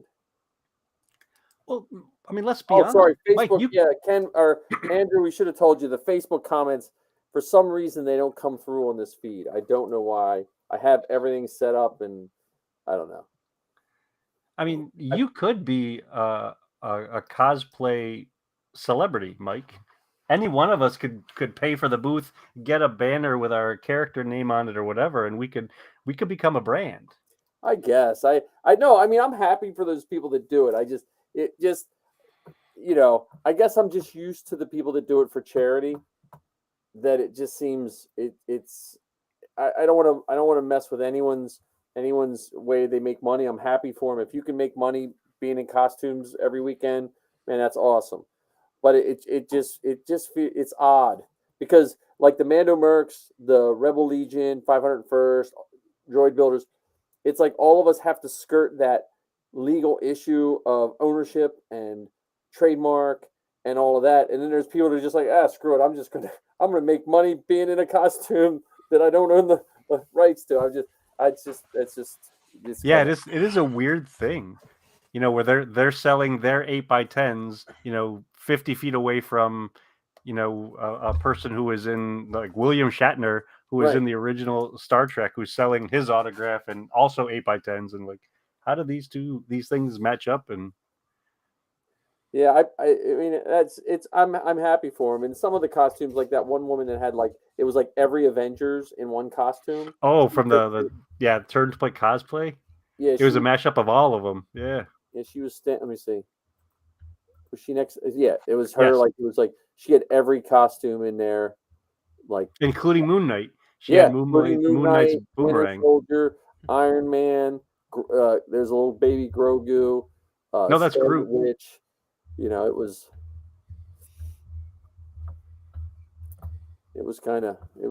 a neat thing. Ken, you got the gears turning up here. Depending on how much a booth is, I might buy a booth at the next con I go to. There just you to go. promote my brand. Just What act is your like what? it's famous. They'll be like, it's and then we could be plants. Me and Ken could be plants. Yeah, we Oh, could be yeah. wandering around. Oh my God, have you been? What's the name you're gonna put on your booth? Just my name, first and last name. Just John. That's it. Have you been to John Scalise's booth? You got to get over there. You got Yeah, to see his stuff. we'll just stand there with autographs and and I need to get 6 for my 5 kids and I'm gonna sell the rest on eBay. Oh boy. I mean, I might do if that I were just to for do the fun something of it. like that, do you think my banner should say Clapper Boy or Boom Boom? Well, Boom you never Boom know. Bishop's in the house. You've got the Clapper Boy shirt. That's true. That is official. Yeah. That's canon. And I can make merch to sell at your booth. There you go. Well, I am excited for when Matt starts promoting the Solo Chronicles. I think that'll be kind of fun. What do you mean? I've been doing it every week. Oh, I know, right? I know. I'm bad. I'm like, Well, so let's popcorn this a little bit. Should we have like a panel with the cast and the crew there, just like they do at Celebration? Yeah, there you go. And I could say, yeah, I remember that time I slipped and almost fell. Yeah. And then it was overshadowed by someone actually falling to the ground. Falling down. We had people stopping and celebrating their birthday with pictures with Chewbacca. I know. We had our first heckler. Yeah. Was he drunk? I have to say. I couldn't tell, or if he was just grouchy. Yeah, Like he said a lot of nasty stuff and came back to say more nasty stuff he was before he rode off and said, "What a waste of time." He was either drunk or just an asshole. Yeah, I know. Probably both. I know Arc 77 would buy stuff. $5.99. Well, yeah, Nothing over $10. It's 10 below. I know Matt will. He's going to run the film through the film festivals, which I have. He says that like I know what he's talking about. Like I know what I've seen on television, but apparently, according to the people I know, the whole independent film market is a weird. And I said this before. I always thought people that made fan films and independent films were hoping to be like a big filmmaker. And that's not 100% the case. Like that's a genre of film that people they eventually wanted to work in bigger films, but it just because they do that for 10 or 11 years doesn't mean they're not successful in that genre. Gotcha. If that makes sense. I don't know, but we could really nail down the Star Wars shorts market. Yeah, we should start filming some of these Star Wars shorts that we have ideas for. I know. We just need they just need to have an extra day in the week that it should just be called Star Wars Day. It should be like right between Saturday and Sunday. Well, we have a day and it's between Sunday and Sunday. That's every day. Yeah.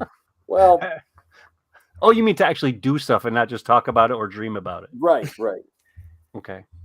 Yeah. Speaking of which, I was actually workshopping Mike's idea for a short film with my dad. Yeah. Which idea? The office like on the Death Star, where you got to make TK-421 just the constant mess up. Be like, just have like an officer be like, come on, 421, I'm not buying this anymore. You got to get your communicator fixed. I'm tired of calling for you. Well, actually, was 421 ever on screen, or was he just referred to? He's the one that Luke shot, so he was on screen when he walked up. Oh, walked up the plank into the Falcon. And they could make fun of him for having a grappling hook. They'd be like, "Why don't you have a thermal detonator?" Like he doesn't have his thermal detonator because he's always accidentally blowing shit up. They're like, "Look, don't give that moron a thermal detonator." Right? Yeah. So Andrew tells us he died, but yeah, no, I think The Office, man, you could literally just take those characters. Yeah. Or you could do someone with a warehouse that we could build a set that would just stay there for a couple weeks. We could do a Troops style short film, but in the real world.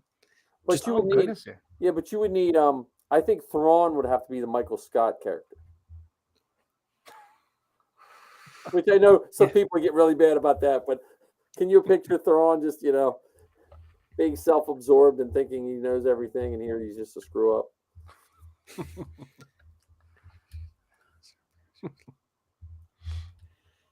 Yeah, maybe yeah. he was on the Falcon still.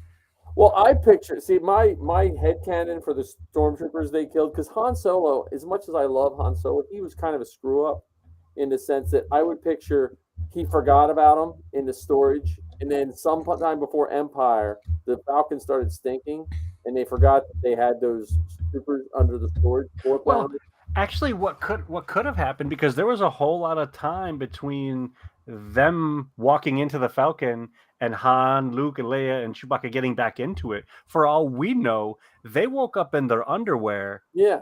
Weren't really sure what was going on, and they ran out and didn't tell anybody because they didn't want folks to know that they were actually knocked out, and now they're running.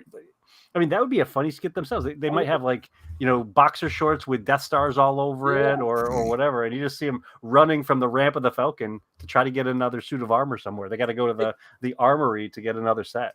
Well, they could be like the Forrest Gumps of Star Wars. They get there's in so much trouble, then they get transferred to like the Hoth people, like the stormtroopers that go after Hoth, and then they screw up on that, and they get transferred to the stormtroopers that go to Endor, so and they get left behind because the Death Star blows up and they've got no way home. But yeah, no, because I always thought about that with Falcon, because like I still to this day, and I would probably be the same way. But Han Solo at the end of New Hope, he saved the day. He had the money. He could have said, "Okay, we're going to zip over, pay job, and we'll be right back." But Han Solo's character was so like self-centered and self-serving. He had to go he wanted to make sure he got some of the glory of Luke blowing up that planet. I mean, of the Death Star. Because literally, he took 5 minutes out of his time. He could have paid job off and been right back. Well, this kind of goes back to what I was talking about last week. I mean, there's the possibility that Chewbacca was always in line with the Rebel Alliance, and maybe Chewbacca, talked him into going back and rescuing, Luke during the attack on the Death Star, because he's in cahoots with the Alliance. I mean, he was there when Yoda left during Order 66. He helped him get to his escape craft. Right, but literally, I remember this when I was a kid. I got sent to get milk one time. I wasn't paying attention, and I'm driving. I get to the grocery store. I forgot what I was supposed to buy, but I was like, I got $4. I was broke off. I went to McDonald's and got a burger and soda, ate it, drove home, and then started getting screamed at with the milk. I was like, oh, I wonder what that money was for. Like Han probably, he went back. He probably celebrated with all those rebel pilots. Probably drinks were on him. Blew all the money, and then he was like, crap, now I'm wanted again, Well, that actually brings up whatever happened to DJ. He got money from the First Order. He got on got in his spaceship and left Snoke's ship. Where did he go? I think there was a comic book about him, and I'm way behind. I think there was like a one shot with him, but I can't remember if that was before or after that happened. Okay. That was a character that didn't like. He didn't. I almost forgot about him in the sense that, he was forgettable. Yeah, I liked him, but he was one of those ones that took me a little bit out of Star Wars. Like I don't like. I like it when it's no name people, and the one person I was worried about was Woody Harrelson, and he did not take me out of Solo at all. I thought he was, Yeah, I thought Benicio del Toro was just a touch too big for Star Wars britches. I mean, I liked the concept of his character and stuff, but. Well, I mean, you could go back to A New Hope and say that Alec Guinness was a touch too big for that. Right. You've got this world-class actor who has done a ton of stuff on screen with, a giant space bear and, two teenagers, Mark Hamill and Carrie Fisher, running around in robes with guns and laser swords. But Alec Guinness even when I was a kid, I knew him from a bridge over River Kwai from watching it with my grandfather. But that's the Yep. only thing I knew him from, and he didn't look enough. Like as a kid, someone had to tell me who he was. Oh, Mhm. gotcha. You know what I mean? Like and I was that demographic of that child, because the superstars back then too, they weren't like they are now, because we didn't have cable. You had 3, maybe 5 channels if you were lucky, and movies. Where now, yeah, if you're a star, in some ways it could hurt you. You know, I don't know what the equivalent in, but I'm trying to think, like, if they would have had like, trying to think what was in, if they would have had like Lee Majors play Okay. like Han Solo. Like the $6 million man Yeah, playing Han Solo. because he was like on top of his game with $6 million man right then. If they would then, to me, Well, I thought, and I could be wrong. I thought they had. I thought Burt Reynolds had auditioned for the Han Solo role there's a whole in The bunch New of Hope. guys. Now, again, if you listen to Harrison Ford, he didn't audition, but He just was there. I still think that's a slight bit of exaggeration. That's why, again, I talked about it last week. The unauthorized biography is kind of neat, because you can see how some of the stories the rough edges have been cleaned up if you listen to interviews now. Well, it's interesting you say the rough edges of the stories have been cleaned up. If you look at the books that are created, so in 1978 or 1979, they came out with the first Art of Star Wars book. Mm-hmm. And that had a lot of really rough concepts in it. They even had, notebooks from Joe Johnston and Ralph McQuarrie and everything. Mm-hmm. And now when you look at the Art of books, they're amazing. They're beautifully curated. The art is exceptional. And I'm thinking to myself, I like that, to me looks like a finished piece, not some doodle, not some concept. Right. And do you think they've we'll ever transitioned. do you think we'll ever again see that rough draft now? Because everything now that's made has the potential of being marketable. Yeah, I don't know. I mean, I would love to say yes, because for me, the Yeah. rough stuff, that's where the magic is. How they got from this rough stuff to what shows up on screen. This little sketch, like for instance, Ralph McQuarrie had made this little thumbnail sketch, maybe an inch or 2 by inch or 2, of a throne. This jaggedy rock formation throne that was originally going to be Darth Vader's throne.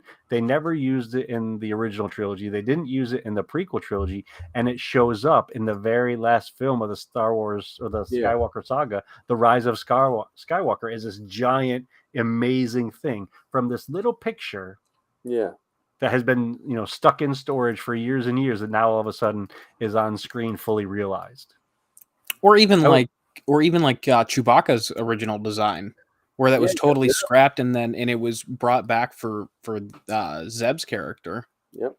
Well, it was brought back for Zeb's character, and a similar thing showed up in The Force Awakens in Maz Kanata's castle. Oh yeah, right. Yeah. You saw a more rough looking, what could have been Wookiee-esque character, and even going so far as to turn those concept pieces, those original drawings from Ralph McQuarrie, into concept 3 3/4 inch toys. Yeah. There was a whole line of those concept figures from R2D2 to Darth Vader and Luke Skywalker. Let me grab an art book. Hang on a minute. Sure. Yeah, I've got, if it wasn't so far down in my stack of Funko Pops, I've got the concept art Stormtrooper. Oh no. Did that one come with a shield and a laser sword? I can't remember. Or I don't remember, I should say. I know it has the laser sword. I can't tell, truthfully. Okay. I think by next time I do this, I'm cutting this desk down. Have you seen this? No. So this is, Missy got me this years ago. I think she might have got me this before the girls were born, actually. Well, if it's 30th anniversary, it would be 15 years ago. Yeah, so when they were little. But what's kind of cool about this book is there's a lot of reproductions, but see if I can find it. Like it has the opening crawl. Oh, wow. Oh, that's beautiful. Schoolhouse Rock-esque. But it has these inserts Let me see if I can. I'll wind up wrecking a book from.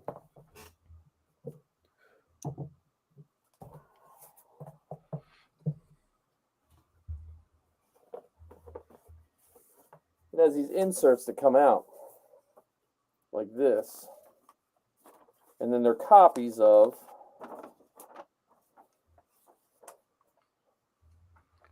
Oh my goodness, is that the Skyhopper? Yeah, so it's a Skyhopper. Let's see what this is. I don't even know.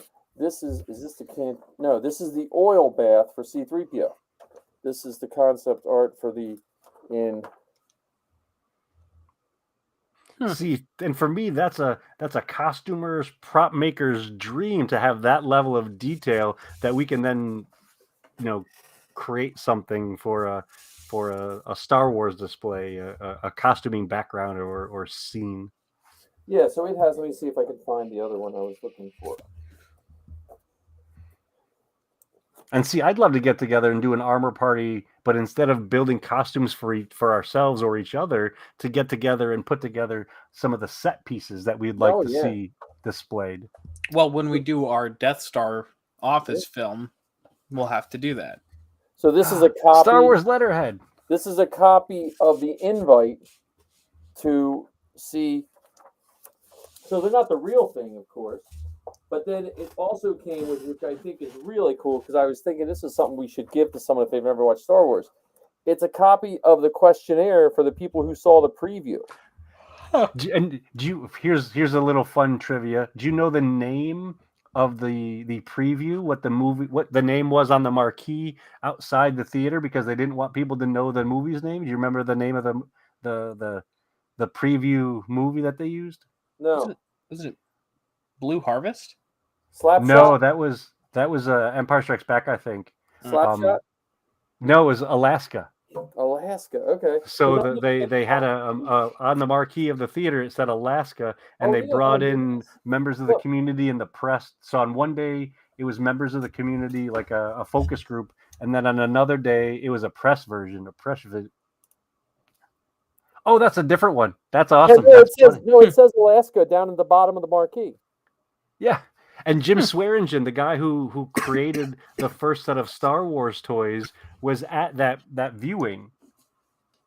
And so if you get a chance to listen to the Forces Behind Star Wars podcast, I want to say it was episode 18 or 19 where we talked to the Hasbro and Kenner Star Wars toy makers.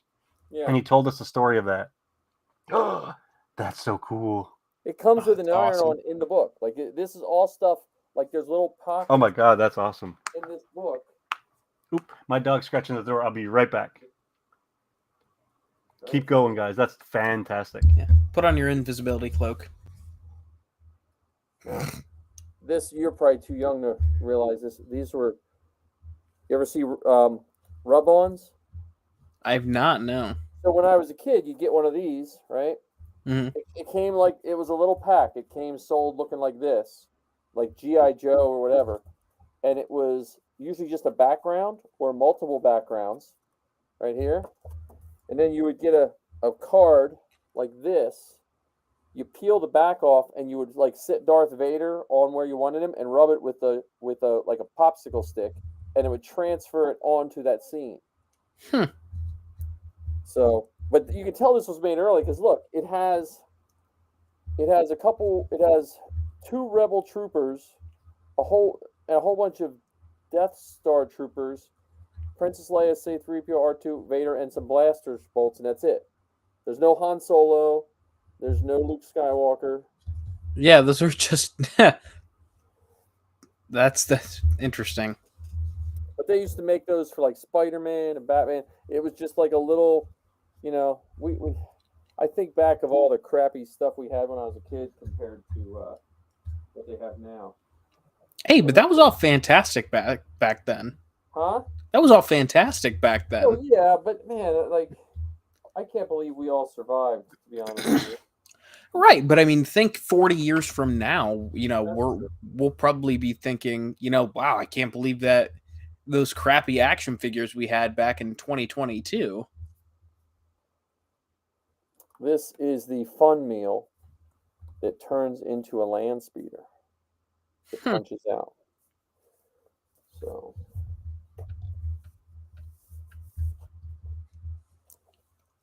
And then here's it.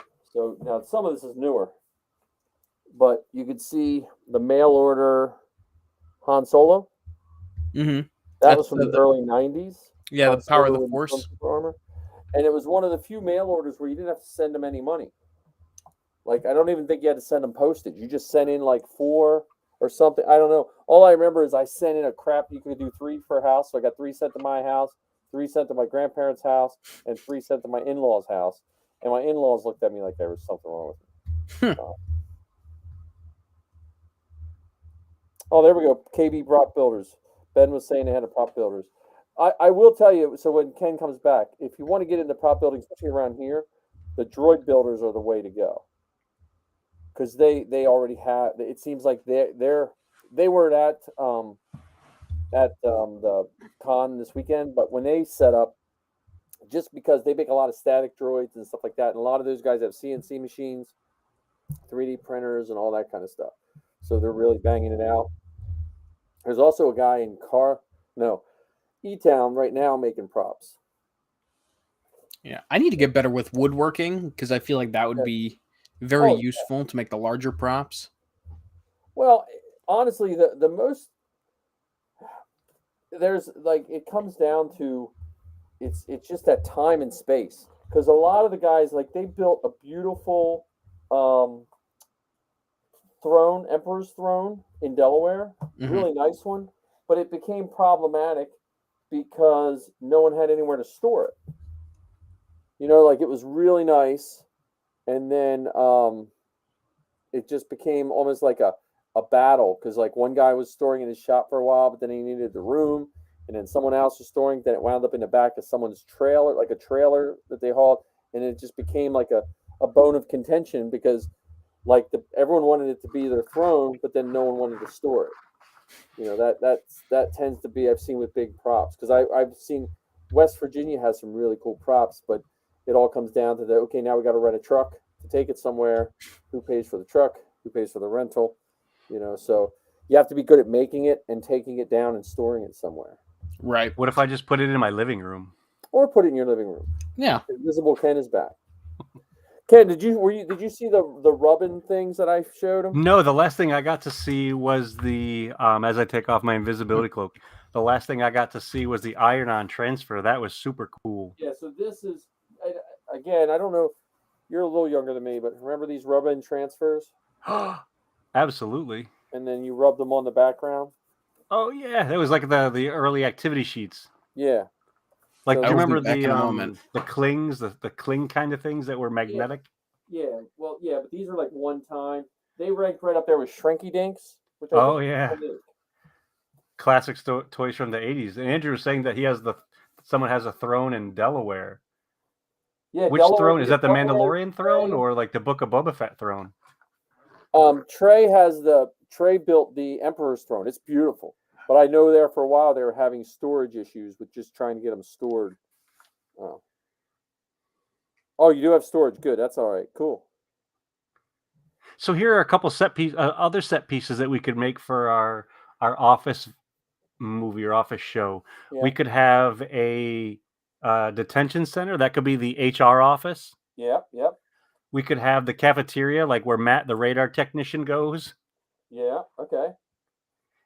And just for fun, we could build an outdoor set that looks like the market on Tatooine from A Phantom Menace, and that could be the farmers market that the folks from the office go to on weekends, or they might do a team building meeting where we go and buy local produce. How about a trash compactor?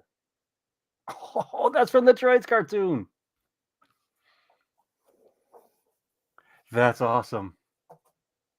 Yeah, I would highly recommend this one. This one's actually numbered and signed.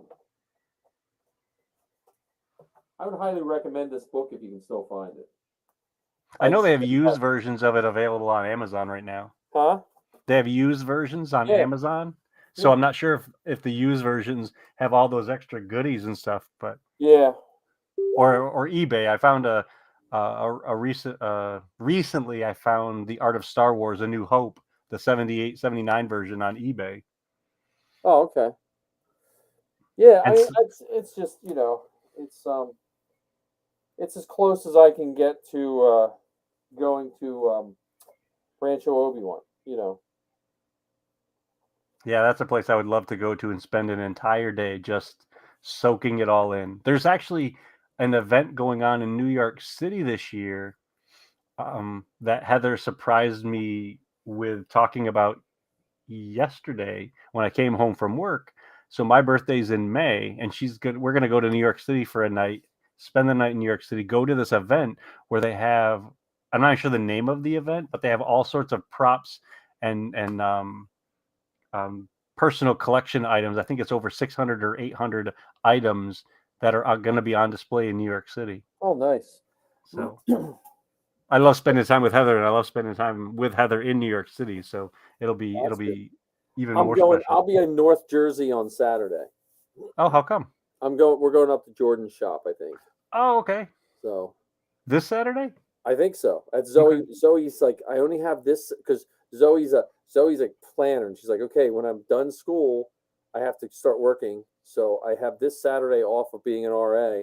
So I might. So I was like, so we're probably going. If I don't know if his shop's open. I'm waiting to hear back. So Okay. if his shop's open, we're probably running up to North Jersey. Do you remember what city it's in? No, but I can. Let me see. It's I always forget. It's in my. I'm looking in my map on my phone right now.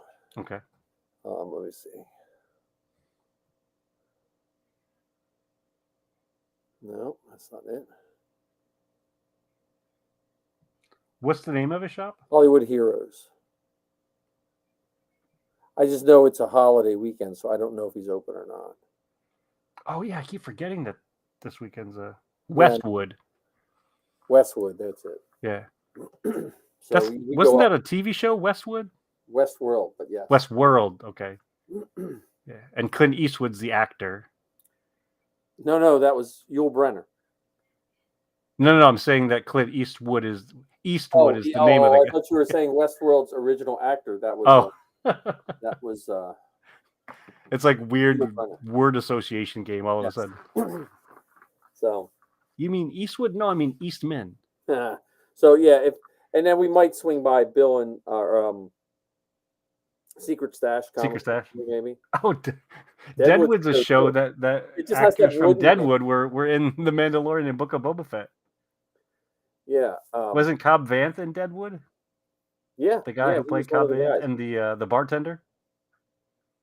I tried. I started watching Deadwood, but they just all seem so dirty to me. It made me itch. It's like when you watch some of those. Like when I watched, I forget the name. That show on Disney Plus about living in the Arctic. The Arctic is like below zero or something. I just get cold watching it because it's like they're like, well, it's -40 today, so it's warm enough to. I'm like, what? -40? Well, it's a dry cold. It's not. Yeah. I don't know. I'll take Death Valley over -40 any day.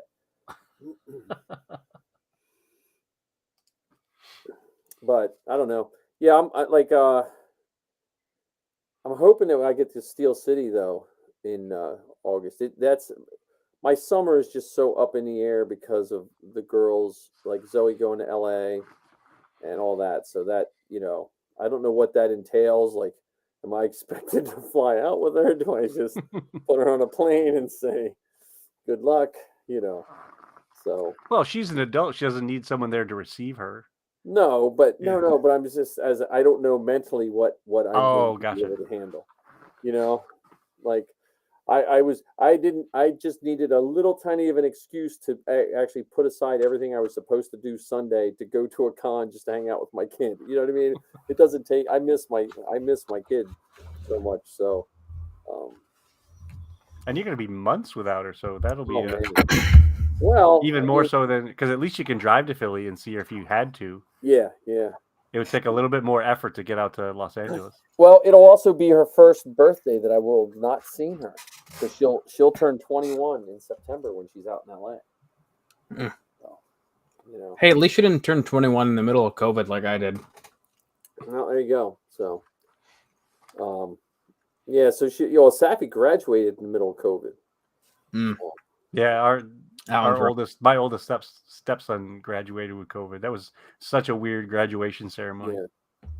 I mean, it was good. I mean, they did the best they could, and I told Safi, she'll probably have a better graduation story than the rest of us because it is a memorable. It's way more memorable than when I graduated. It was, so. My graduation story just was there was snow in May. In May? Still on the ground. Yeah, I grew up in upstate New York, and there was still okay. snow. There was still snow in the parking lot that year. I graduated in the top 10 of my class, but we had 17 people.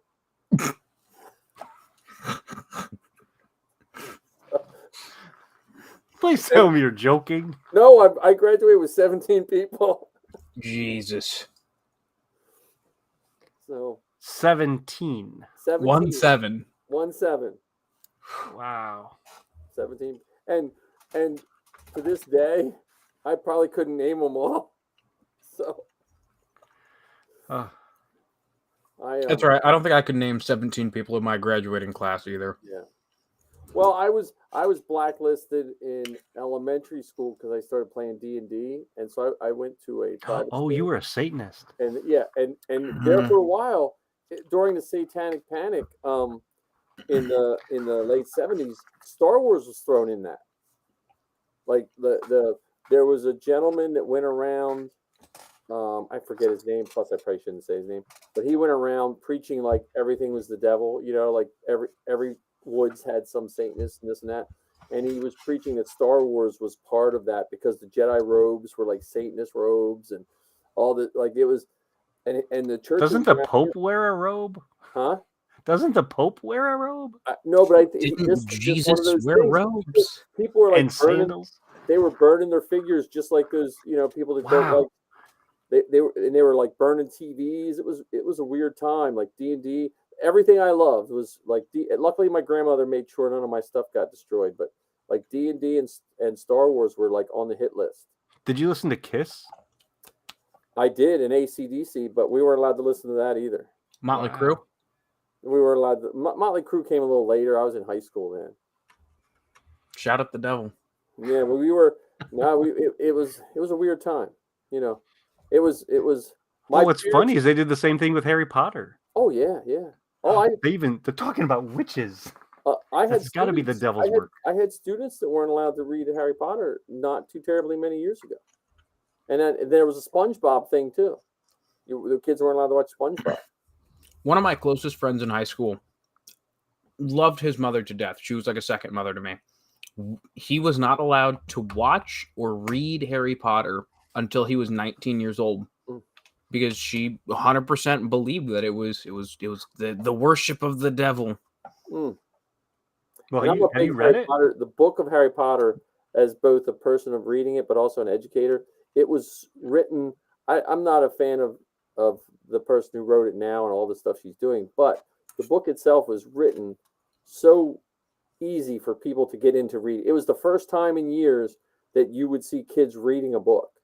Like it changed by choice, not because it was an assignment. Right. It changed reading. It's similar to what Star Wars did for science fiction in the sense that it brought a whole, like, even though it's not technically science fiction, but Star Wars brought in a lot of fans that normally wouldn't have been the 1960s style science fiction or whatever you want to call it.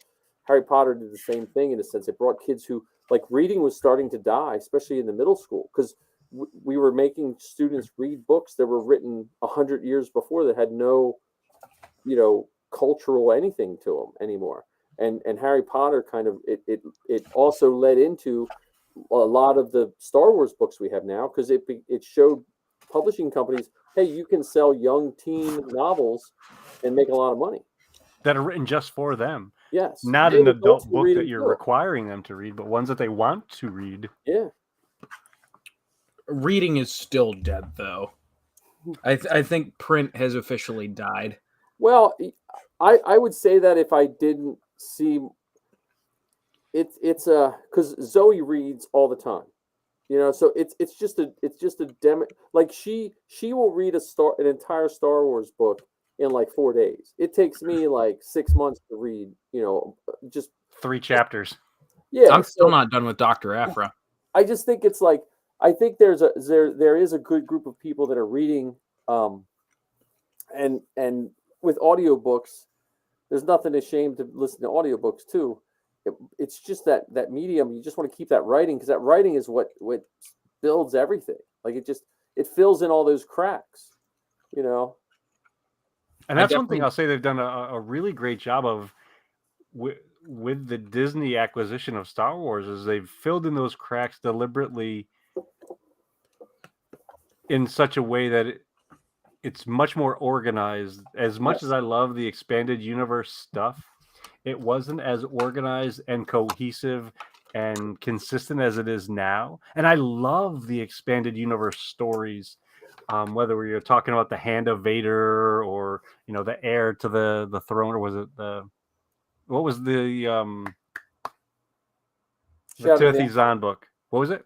Oh, there's the Heir to the Empire. Is that what it was? Yeah, Heir to the Empire, and then there was also like I read / listened to the Shadows of the Empire and some of the other ones. But now they're doing such a great job with the comics and the novels that even with the High Republic, that only exists in written form. Yeah. Well, and written and like comic books or graphic novels for those of you that in print don't want to. Yeah. Well, calling it graphic novels is what helped get them into schools. From a teacher's aspect, that's when they started calling them graphic novels. Is that wording is what helped librarians start putting them in schools. Gotcha. And Marvel and DC and all those publishing houses do a really good job of not only like getting low price books in the hands of students in libraries and stuff, but it also just helps people get interested in reading. Because when I was a kid, if you read a comic book, you were like, nah, you're not reading. That's not any less reading than reading a book. It's just a different type of reading. Yeah, or reading the newspaper for that matter. Right. But yeah, I like this because I said this before. I never got into the expanded universe because George Lucas was never into it. I just remember seeing an interview years, and he's like, "Yeah, they don't count. The movies count." And this was before the prequels came out, and so I just never got into it. And now I feel like if you don't get into them, you don't miss out on anything. But if you get into them, you don't have to rectify most stuff in your head. Like when they killed Chewie with a moon. Like when they smashed Chewie with the moon in one of the whatever books, you don't want to see that if you're a big Chewie fan. So I knew I wasn't going to read that book. When I heard that Chewie was killed, I was like, I'm not reading that book. There's no way. Because they used to give us stacks of them when I drove truck. Because I used to deliver to all the publishing houses in downtown Manhattan, and we would take up, like if Ken, you wrote a book, they'd give you 50 copies for you. They would go to your publisher. So I'd cart all those up, and give them to all the publish houses. And then about 6 months later, those same books that no one touched, they'd have them open and they'd say, "Hey, if you guys want a copy or two." So I'd always carry a backpack and I'd grab a book and to read while I was waiting in my truck, or get cassettes. Sometimes they had book on tape, which was even cooler. But did you ever see a tape deck, John? Yes, I've seen a tape deck. Okay, just making sure. I have one had one. I did have to replace it. I had one in my other car. Oh, okay. Yes, I'm aware of what cassettes are. I own a few. Thank you. I was fancy. One of my first cars had an 8-track / cassette tape. It would play both. Really? I've never heard of that. I've never seen it. Under the dash. Oh. So you picture a Volkswagen Bug who has no leg room. Then I had this giant thing on the passenger side, so everyone that got on the passenger side would rip their pants or whatever when they sat down because this thing stuck down about 6 inches from the dash. But I could play an 8-track or a cassette. Well, it was probably good because as it worked, it generated heat because there was no heat in a Volkswagen Beetle. No, I rewired a J.C. Whitney, the things you used to put on the back window. You plugged it in your lighter. I tore the innards of that and put it inside the vent system of a Bug, and I just put a toggle switch on my dash. Oh, so that's pretty creative. I never did that. I was building Star Wars stuff. I used to build Volkswagens. I mean, I used to carry around inside the car a scraper so I could scrape the inside of the windshield because it would get frosty while I was driving. And thankfully, the Beetles were so small that even as a 16 and 17-year-old, I could reach all the way across while I was driving one-handed. Well, no, the fun part was if you used your windshield washer fluid too much, you made your spare tire go flat. Because that's what powered your windshield wiper fluid. Was the air pressure in the flat tire? You connect the hose to the spare tire. And so the first time you squirt it shot completely over your window. But then by the time it was working, if you ever had a flat tire, you were screwed. Oh, those Germans. Wonderful engineers they are. But I tell you what, if you blew a piston, you could change the piston without even pulling the motor. You could the whole piston wall would come out, slide right off. Well, But even if you had to change the motor, it was held in place by like 4 bolts, and 4 you bolts. could get 2 guys or 2 girls even and pick it up and change out the whole entire engine. What's a motor mount? My grandfather and I had a hole dug next to the garage. So if I'd blow a motor, we'd roll the bug there, put a spare tire under it with no rim, unbolt the bolts. I had a long wrench that would reach so I could stand like near the passenger door. And we would just drop it out and put a new one in. Because I was like every neighbor's nightmare. We lived out in the woods. At one point in time, I had so many Volkswagen bugs in my backyard. You could walk across the whole yard just stepping on Volkswagen bugs. Like I think at one time I had like 15 bugs just sitting in my backyard, and we would strip them down and sell parts and build cars. Why were we not friends then? I needed so many parts for mine. When I started dating Missy, I built her a car. I built Missy a 71 Super Beetle. I bought it for $35, and I spent about a month, stripped it down, and built it from the frame up. Well, the floor pan up. They didn't have frames. Oh, the floor. I had holes in my floorboards that if I went through a puddle, my pants would get wet because the water would come in through the floorboards. That's what old speed limit signs are for, man. Pop rivet gun and old speed limit signs. Fix you right up.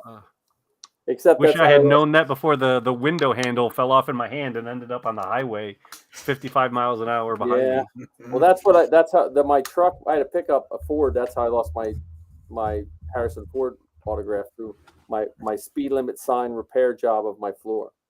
It got sucked out of the floor. So. Oh, goodness. I still picture some Amish kid picking up Harrison Ford's autograph somewhere.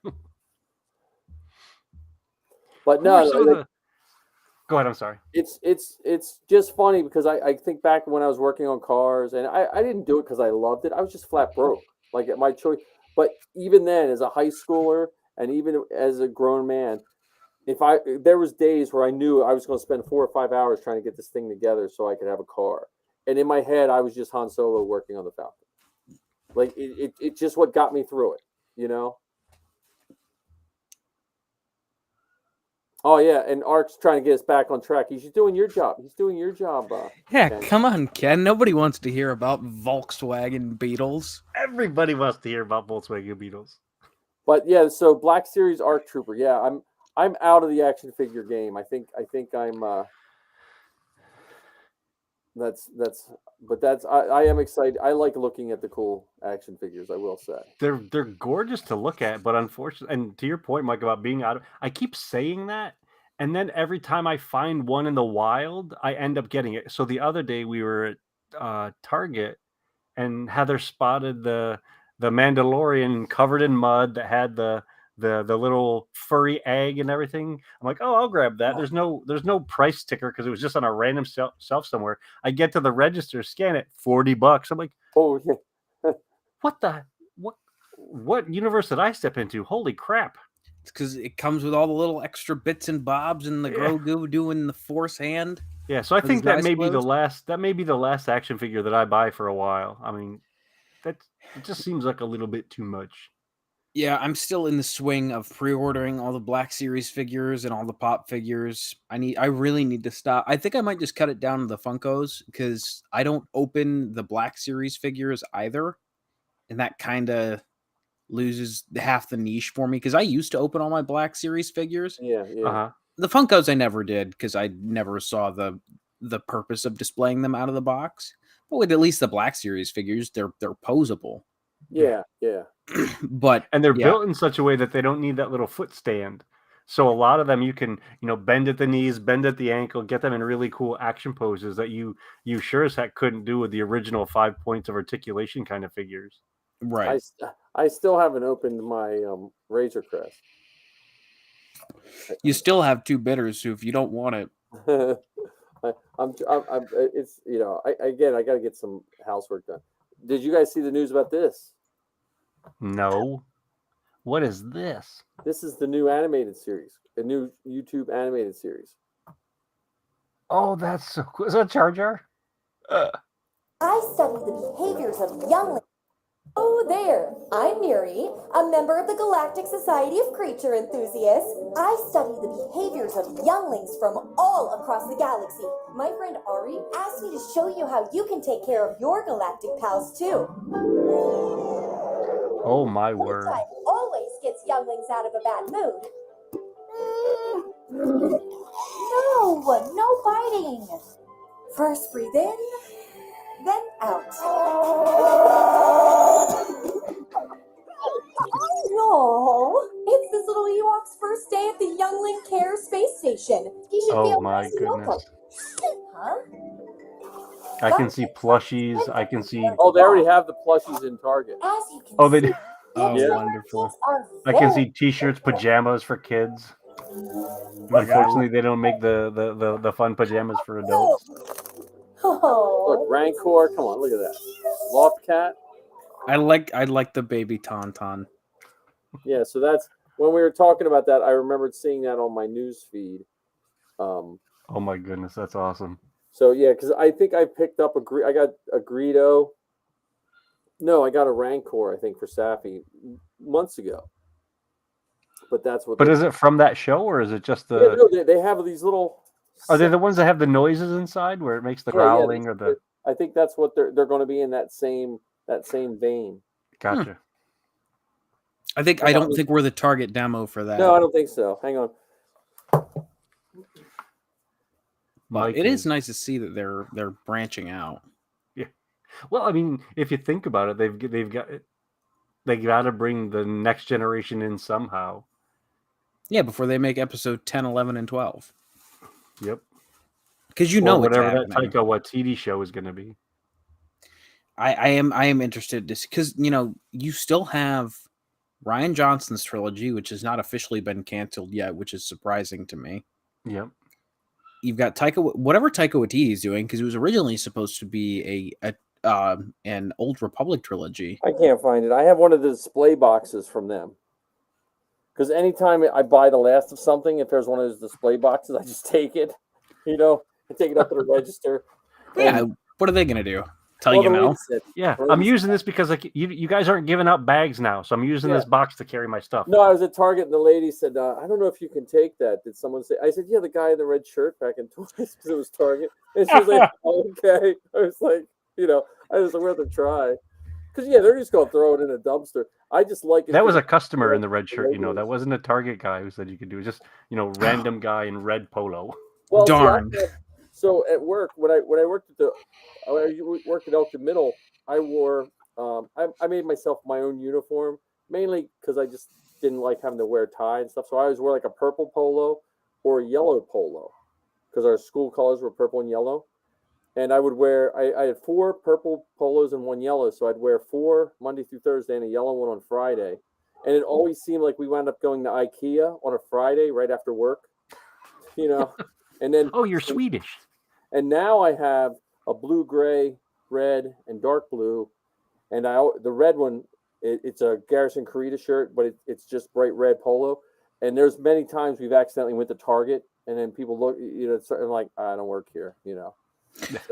Oh, that's better than when I went to Walmart after work, and our brands are very prominent on our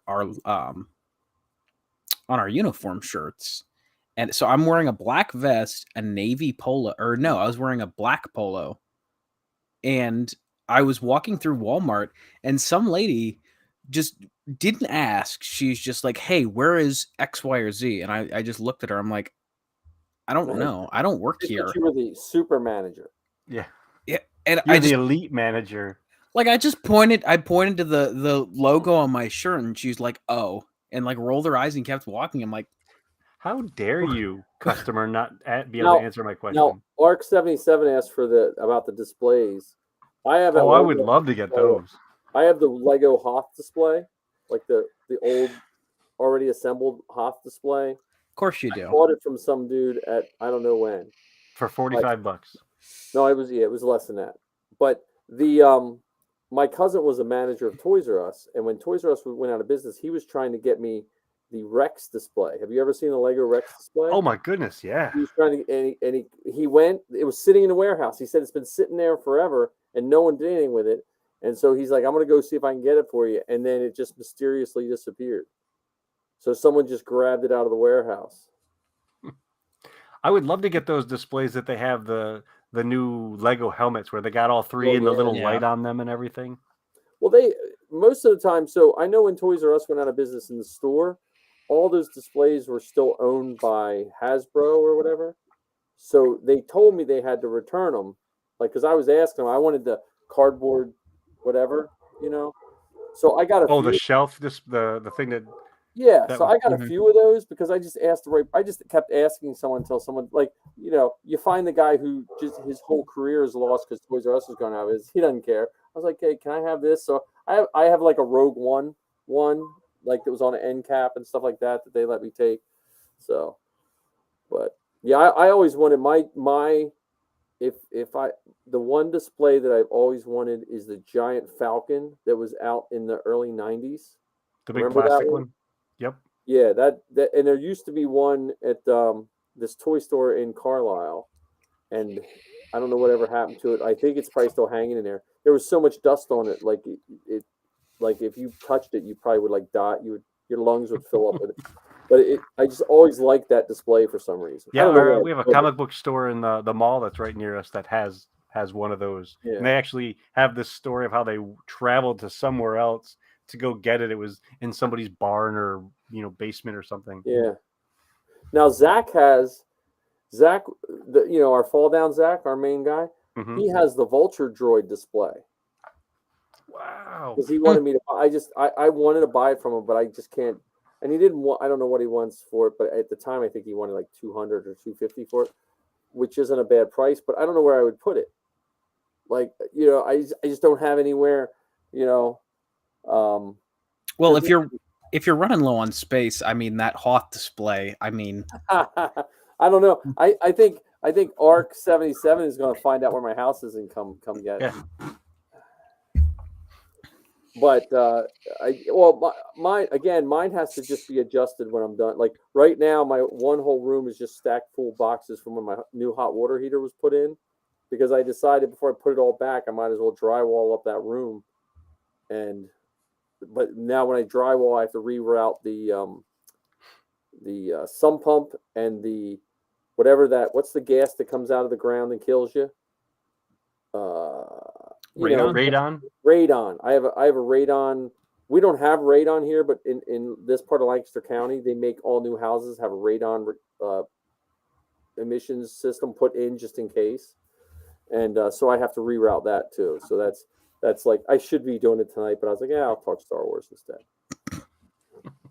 Yeah, and so much for us only talking for 2 hours tonight. Just saying as we look What at the are we clock. at? What are we at? Like 2.5 almost. 2 and 10. 2 and 10. You started at Yeah. 8. That's not bad. yeah, we started at 8. But yeah, that video I saw, that cartoon. So I don't know. It's on Star Wars YouTube. Well, they've done a bunch of stuff on Star Wars YouTube. There was the Jedi Temple Challenge with Ahmed Best. Yep. There was the Star Wars like Galaxy of Adventure that was also animated. Yep. And they had that Star Wars Kids where they would put videos up every once in a while. I remember like a countdown, like counting all the times that somebody lit a lightsaber in Star Wars, or counting all the times that Amidala and Princess Leia changed costumes and things like that. Yeah, I just wonder. I still wonder why they don't put more of that stuff on Disney Plus though.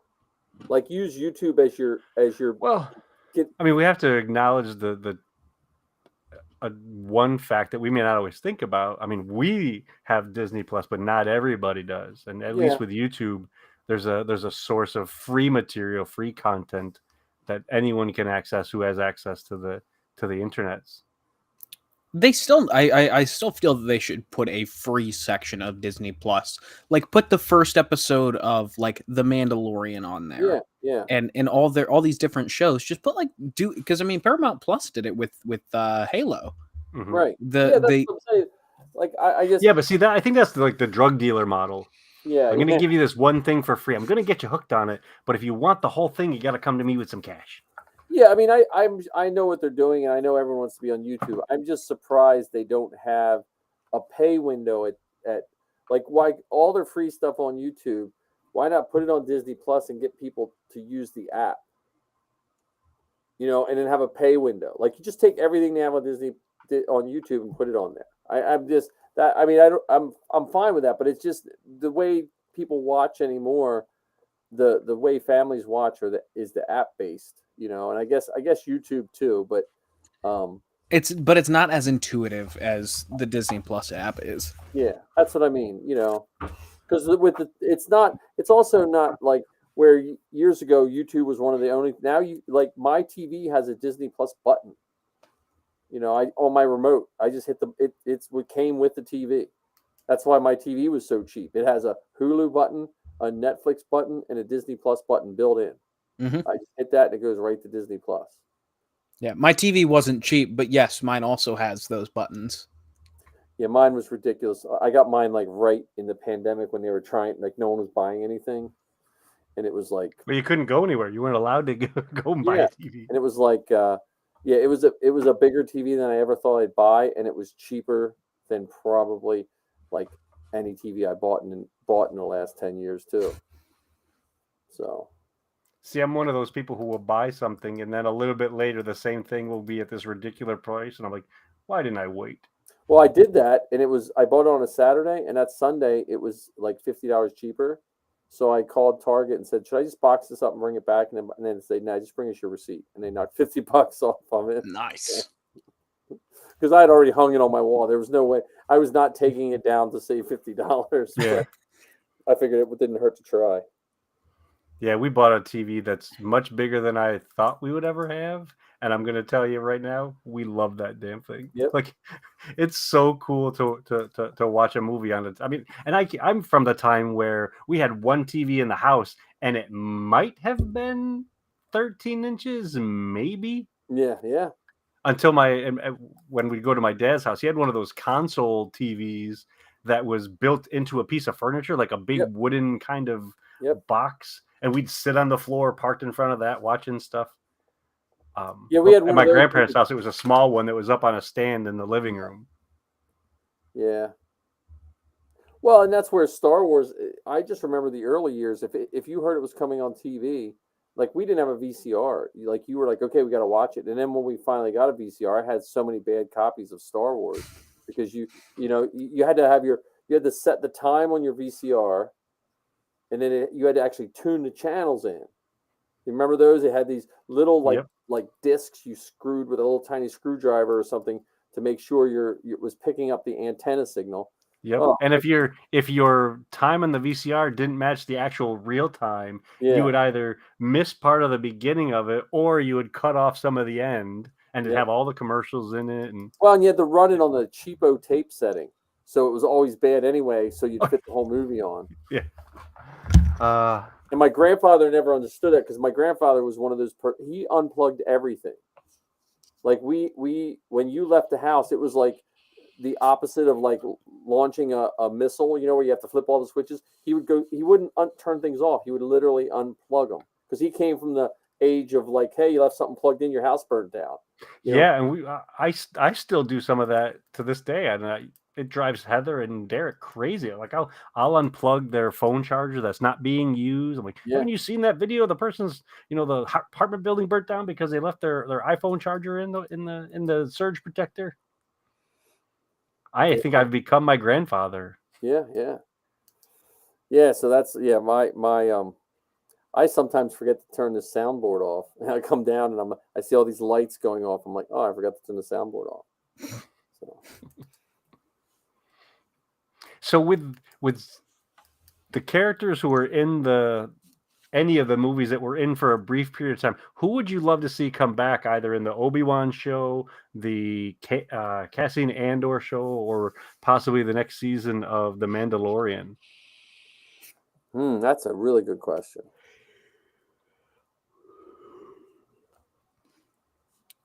I'd like to see Cal Kestis in live action personally. Yeah, it'll be interesting to see what they do with that Cal Kestis sequel video game. Yeah. Yeah, I'm trying to think. So, if we go to the old movies, like if I go to New Hope, like I think of what's his name, Boshek. Okay, the astronaut walking through the cantina. Yeah, the guy he talks to. Remember the guy he Yep. talks? That's the guy that points him. Like, he's the like. I would like to see any of the cantina characters. You know, I just don't know if their stories would be really good. I'd like to see the bounty hunters, but I think the bounty hunters are going to be one of those things you got to make sure you do them right. Yep. Like, you know, but like I would like to see someone that no one really cares about, so I don't have to hear that small fraction of people complain that he wasn't done right. Greedo. Greedo would be good. How about Kitster Kidster, yeah. from Kitster. Phantom Menace? Anakin's Well, best you know friend. what? Well, Mhm. no, I was gonna say, Kidster could be like one of the astronauts with the helmet on that you can't see who it is. That could be Kidster. Well, He's in the books he had there was a story about him after the Phantom Menace. So he was a slave like Anakin was, and he actually earned enough money to buy his freedom, and then worked in like a hotel on Tatooine. Oh, that's So cool. he could have shown up in the book of Boba Fett or the Maybe he Mandalorian. blew up. He was coming to celebrate in that bar, and he got blown up. Garza Fwip's place. Do you think she Yeah. survived? Do you think Garza Fwip survived the explosion? I don't know. It would be disappointing either way because Yeah. she was such an interesting character that if she did die, it would be very upsetting. But it would also be upsetting because, okay, plot armor. Yeah. You know, it Yeah. wouldn't make a whole lot of sense if she survived. Yeah. Yeah. They had a missed opportunity. I mean, you have the person who played in Flashdance Yeah. as a Twi'lek who didn't dance. Yeah. You know what I mean? Like that's a missed moment. Mm-hmm. Yeah. Or how about Yeah. Max Rebo? Do you think Max Rebo? Because I don't think we saw him in the sanctuary during that episode of the explosion. Yeah. He might have had the day off. No, that'll be twice that Max Rebo survived under the most strange circumstances. Yeah. Yeah, when the katana exploded, he was there, but he managed to get away. He was on the sail barge. Well, Robot Chicken cleared up that plot hole, so don't worry about that. Yeah. He had a gig to get to. I love his voice in Robot Chicken. Oh, I do too. Oh So I man! remember when Robot Chicken was coming out, the 501st trooped a lot with them. Really? Like, it did a lot of events with them. So a lot of those guys, like I know Marty and those guys got to hang out with what's the guy's name? Seth Seth Green. They got to hang out with Seth Green and stuff like that. I didn't get to do many of that because the girls were trooping then, so they were a lot of times the troops the girls couldn't do. But yeah, I'm just like I'm all happy for old characters coming back because I think the Mandalorian even somewhat better than Boba Fett even. It give us old characters or old characters adjacent that made us feel it connected everything. Mm-hmm. You know, so you didn't get IG-88, but you got IG-11. Yep. You know, you didn't get Forlam, you got Zero. You know, so they were good at doing that. But I do like I personally hope the High Republic is it the High Republic? Yep. I hope that starts to get some more traction. Well, I think that's one of the planned movies. I thought The Acolyte. I think The Acolyte is High Republic. Oh, okay, good. based in the High Republic. Mm-hmm. Yeah, and just kind of going off your point, Mike, where I like what the Mandalorian did, where it was, you know, like you said, like IG-11 instead of IG-88. I think it was after the ham-fisted attempt with Dr. Evazan and Ponda Baba on Jeddah. Yeah. I think that was a much better way to execute that, Yeah, as opposed to just throwing in characters just for that member berry moment. right. Well, and I also think the one on Rogue One that was more of like a tongue in cheek nod almost Mhm. to a point, and I don't think it worked out really well. So I'm glad that didn't work out as well as it did. Like I didn't mind it, but I'm glad it made him maybe think, hey, maybe we should rethink how we put some of these characters in. Right. It would have made more sense if it was on Tatooine, Yeah, but the day before, actually, no, it would have been, moments before. yeah, they would have had to immediately have, Gotten away. teleported Yeah, to Tatooine to be in the right place at the right time. yeah. So, So, No, not necessarily that fast. well, they do have hyperspace. true. But I hope they like. I know a lot of people didn't like the Mandalorian episodes of Book of Boba Fett, but I almost hope in every series they do a weird couple episodes that get you ready for the kind of get you ready for the other series, because it's going to be nice when the Mandalorian hits. They don't have to explain how he got a new ship and he got Grogu back. Yeah. Right. Well, I think the other thing that they've been doing with this is trying very deliberately to connect all of the parts. Yeah, So they brought up stuff from the original trilogy. They've brought up stuff from the prequel trilogy. They've alluded to things that showed up in the sequel trilogy. So I think they're working really hard to connect those dots in between all of this stuff in a way that's fun, in a way that's creative, in a way that mirrors some of the philosophical lessons throughout the other parts of it. And there is some, I think, some honest to goodness fan service that we've talked for hours and hours and hours about what could have happened between this movie and that movie, or what this character did during a comic book or a novel or whatever, and doing it with the new technology, with the new abilities to create these characters. I mean, when you look at Attack of the Clones, there was not a single set of clone armor. Now they're using 3D printers and prop making skills like we use to put these characters in live action. Oh yeah, and I mean, I just think, the I can't wait to see what they do with the Rebel characters. To be honest with you. Oh yeah, and I mean, sorry, I got an echo there. Just mainly because that's going to be the first ones that of Dave Filoni's creation that are going to get live action. Mm-hmm. So. And with this idea of who are the minor characters that we saw, think about what the major characters are that could show up there. I mean, the one that jumps out of my mind, the biggest one is Thrawn and Ezra. Those two could show up in the Ahsoka show in a major way. Right. Well, I think Thrawn is already all but confirmed to be the big bad of the Ahsoka show. Yeah. Oh, really? Okay. See, I was hoping. Now I don't have as much vested interest in Thrawn, because most of my Thrawn is just from Rebels. Like I skimmed through the books, the old books. It wasn't really for me. But I was hoping when he left with Ezra that we would find him, and we would find him a somewhat changed man in one way, shape, or form. That was my pie in the sky. Thrawn got turned good kind of guy, like Agent Callus.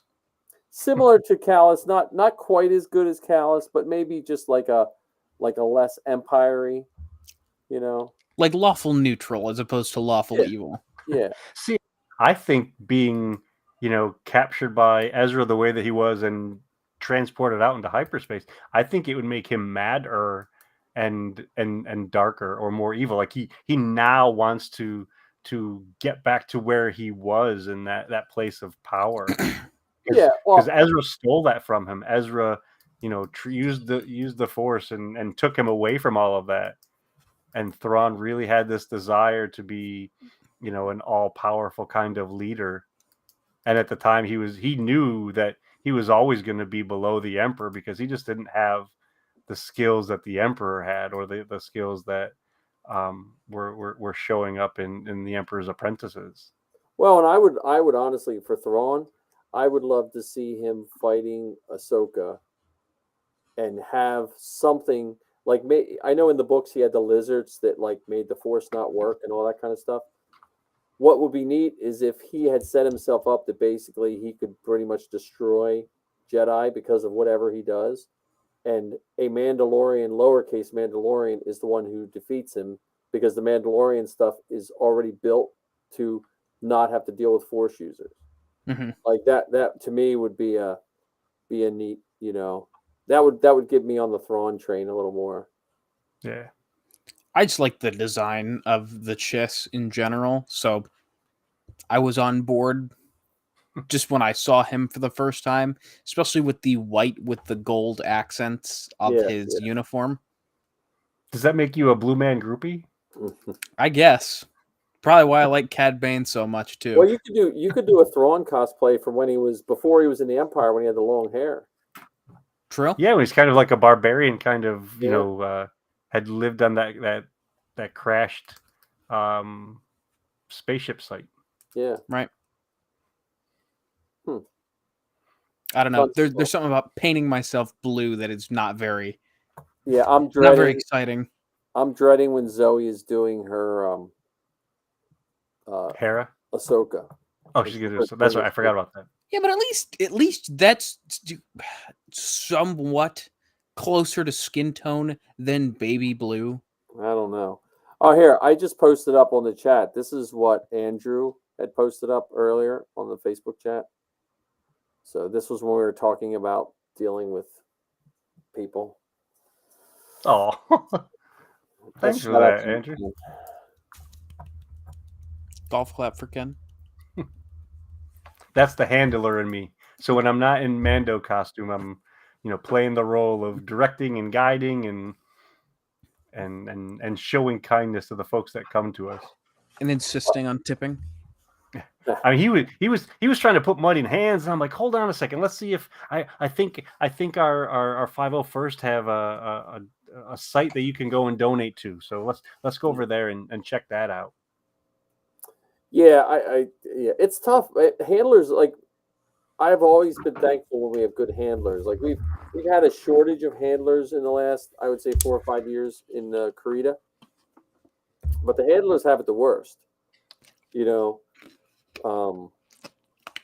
I probably should, publicly apologize to Andrew and Ben, because I was seemingly constantly shimmying them or scooching them over so they could be more in the shot, or tapping them on the shoulder saying, oh, are you okay being a guard for this moment? We've got someone that's captured. So I was almost in a constant state of motion, moving them around, and they were so patient with me as I shifted them from place to place.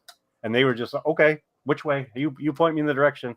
So I want to apologize if I seemed over the top and bossy while I was playing the role of handler. Shame on you. And they were, like I said, they were there, and they were in it. It was wonderful to witness them with the folks who wanted photographs, them and just being there with each other. It was nice to see, and I hope I get a chance to troop with both of those guys, several more times this year. Yeah, well, that's again, the handlers have it tough because the handlers aren't in costume. The handlers, have to watch out and everything, and it's just a thankless job too, for. And I think sometimes people forget how much work it is to be a handler. Like I said, Missy has helped over the years. I don't know how many endless people adjust and fix costumes and stuff like that. And Missy likes Star Wars, but it's not her thing. Like going to a convention in costume is not Missy's thing, but she's always done it, especially when the girls were little, And so I was always thankful for that. It's like the unsung heroes. Yeah, I would be a terrible handler because I'm too skittish out of costume, where I would just be very, I don't know how to put this other than skittish, and not really wanting to tell the people in the costume where to go and what to do. I hear what you're saying, and I understand it. However, I think if you were in that space at that time, I really think you would do the same thing. I really think that you would help the guys and girls in costume get into the right space, and you would want those people in the pictures to have the best possible picture. So I think even though you don't have the protection of the armor covering your face, I think you would be able to hide behind that handler role and guide to the folks, because you know what it's like to be posing in a picture with folks, and you want them to have that same kind of joyous experience. So I think you would do really well at it, just not realizing you would do really well at it. Yeah, there's see what Andrew's saying, and I agree with exactly what Ken's saying, and I also think sometimes the spouses make really good handlers because they're usually helping out. But another handler that's forgetful is people that have been in costume know how to be good handlers as well. Exactly what Ken said, because especially if you're in a TK, like I know what it's like, what you can and can't see. So people are like asking, and I'm like, yeah, he can't see down there. You know what I mean? Like you don't want to accidentally swing your blaster and clock a 2-year-old. Oh, but it would be funny. I've come pretty That's a close, TikTok waiting to happen. TikTok clock.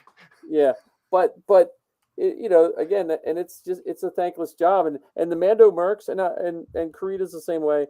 Karita's we've just had a hard time getting handlers lately because it's just the way the group is growing. But the Mando Mercs always seem to have a good amount of handlers, and you can't really do it without the handlers, and it's and it's a good way to hang out too. It's a good way to see the costume. Like looking at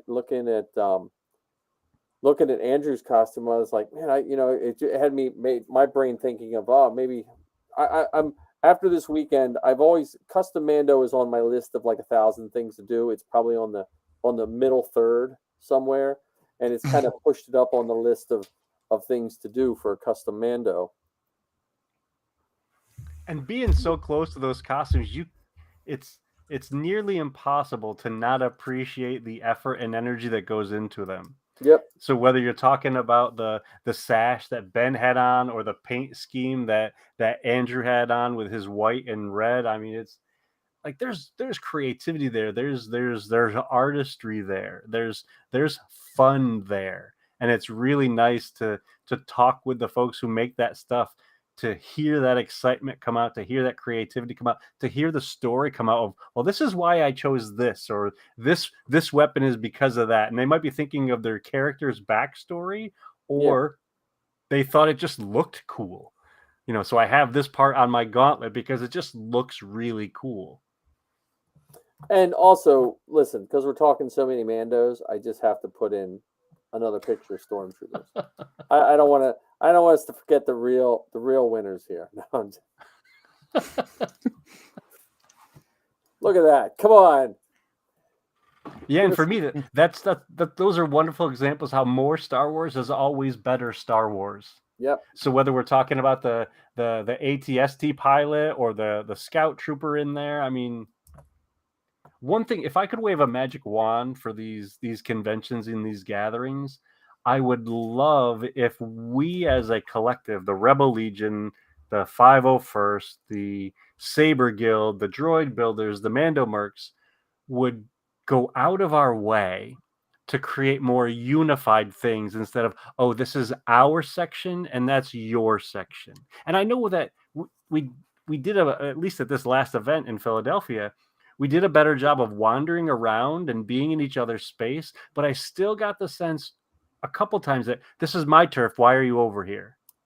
Yeah. Or they felt like they had to ask for permission to come over, where I think if we were all against one wall, or we all had input on what we wanted our setup to be, and so we've got Vader next to a Mando, next to a Leia, next to an Ewok, next to a Tusken, it just looks so much more impressive and is so much more fun than just, oh, this corner is the Mandos, that corner is the TKs, over there are the Jedi. Let's get them all in, because then we have the opportunity to do some of these battle poses, to get the families to say, oh, I'm on the Jedi side, and I'm the Mando side, or I'm with the Stormtroopers. So much more opportunity when we're all that joined collective force. Yeah, that reminds me that I went to it was Wizard World before it was Fanexpo. It was back in 2017. They had the Mando Mercs and the 501st were right next to each other. Yep. I distinctly remember that because I was actually kind of shocked that there were 2 different Star Wars groups, but you would have never known if you hadn't asked Well, because and they were right next to each other. all the groups are best when they work together. And I've been in since '07, so I've seen every iteration. And the problem I've seen with some of the groups, whatever location you're from, whatever group was the biggest on the block first, some of those members forget that they're not the only one around now. Like the first time I saw the Mando Mercs it was probably '08, '09, and their costumes were slightly rougher than they are now. You know, and it wasn't. I'm not knocking the person's costume, but it wasn't. They didn't have the same standards that they have now, and I think a lot of people forget that those days are gone. Like all the costuming groups have such high standards that I'm 100% with you on that, Ken. That they have to start, forgetting about the whatever, was the difference then. And if you had, like, if someone, the other thing, and it's not the costuming groups, but it's just groups in general, they don't know how to communicate with these places that are putting shows on. They'll say, like, they won't sell what they're doing. Like, again, what I said earlier, even though it's free, we can still be professional. Yep. And if someone would just say to them, look, if you give us this amount of wall, we will make a Star Wars experience for you. Because the vendor, they don't give a crap if it's Rebel Legion, 501st, Joe and his friends with Star Wars. They don't care. They just want for their customers some cool Star Wars stuff that people can take pictures with. That's all they want. Yep. And if it's free, it's better because then people spend more money at the con, And so, yeah, I agree with that. I mean, and I think the layout, which, we had a fun time. That layout was a little weird in the sense that it almost made you be separate, even if you we had that barrier, that wall that's on that side was the display for the 501st and their speeder, and that wall display of blasters with signs under every item: do not touch, do not touch, do not touch. And then on the Merc side, we've got this little Touch display everything. set up, like, touch everything, just don't take it. You can touch it, you can pick it up, just don't bring it home with you. As a vendor person, I would have personally thought where all of the cosplay people, that should have been our line. We should have had a straight line of all Star Wars and put those cosplay people in like the circle where we were at. Because no one cares if it's cosplay so and so, but it is what it is. But that's where the groups need to communicate more, because I think a lot of the leaders of the groups, depending on what group, feel intimidated by Group X or Group Y, because they think, oh, my group's not as good. Those days are gone.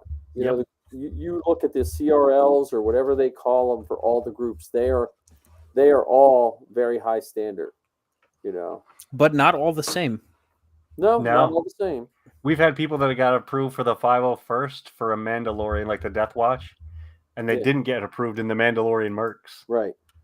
And then if you change it, then you'll lose your approval for the 501st. Well, I will tell you a secret. It's pretty impossible to lose your approval for the 501st. Huh. My costume was grandfathered in. I don't even wear the same bucket anymore. You don't have to. You can't say that out loud. Don't tell anyone. But you know what I'm saying? Like, once you're in, you're in. Like, that's the but and that's where I think the standards. That's where I think the they try to go, but then it always comes down to someone wants to be more in charge than the other person. Now we have, at least at the 501st level, we have man, my mind went blank. Our new CO is I think he's in the Mando Mercs as well. Okay. I think so. But we have a good guy that just seems like in it for the good stuff.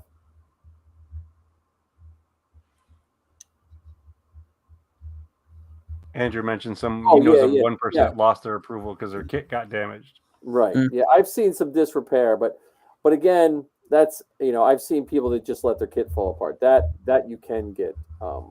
But some guys get all worried, like, oh, I changed my gloves. You know what? They're not going to. At least they shouldn't be out to get you.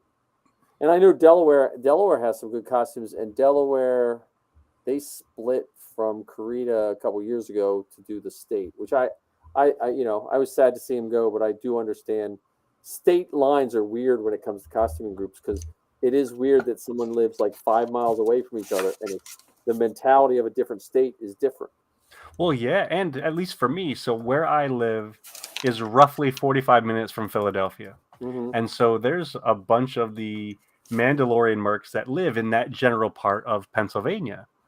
And some of the Mandalorian mercs in New Jersey live closer to New York City, which is like 2.5, 3 hours away from me. So it's actually closer for me to go do work and hang out with the Pennsylvania group than it is for me to do a lot of things with the New Jersey group. And I will do that. I'll travel the hour to go to Right. an armor party or go to the occasional event that's, up near New York City. However, Fanexpo, that's 45 minutes from my house. So Yeah. that was a easy, jump across the river and then come home.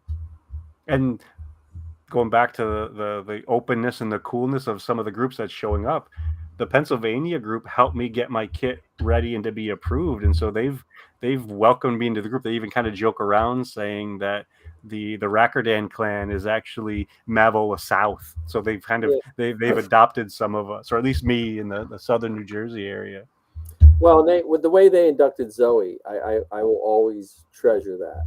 Where we got hers approved and not her knowing it, and they just showed up and stuff. That to me, even though she technically wasn't wearing an approved thing. We had 8 hour wait. I'm trying to sound Texas. Yeah. Well, Texas is such a large state. So yeah, we're Yeah. talking. Yeah, well, Pennsylvania is a pretty small state because really it's Philadelphia, Harrisburg, and Pittsburgh, and the rest is just space in between. Yeah, the rest of it's just hills and mountains. Because I when I first started trooping, Philly's like an hour to an hour and a half depending on the time of day and traffic. But it was like I had to go to Philly or Reading to do most troops. There was very few troops in this area. Now it's expanding and stuff like that. But that's what's good about the groups growing.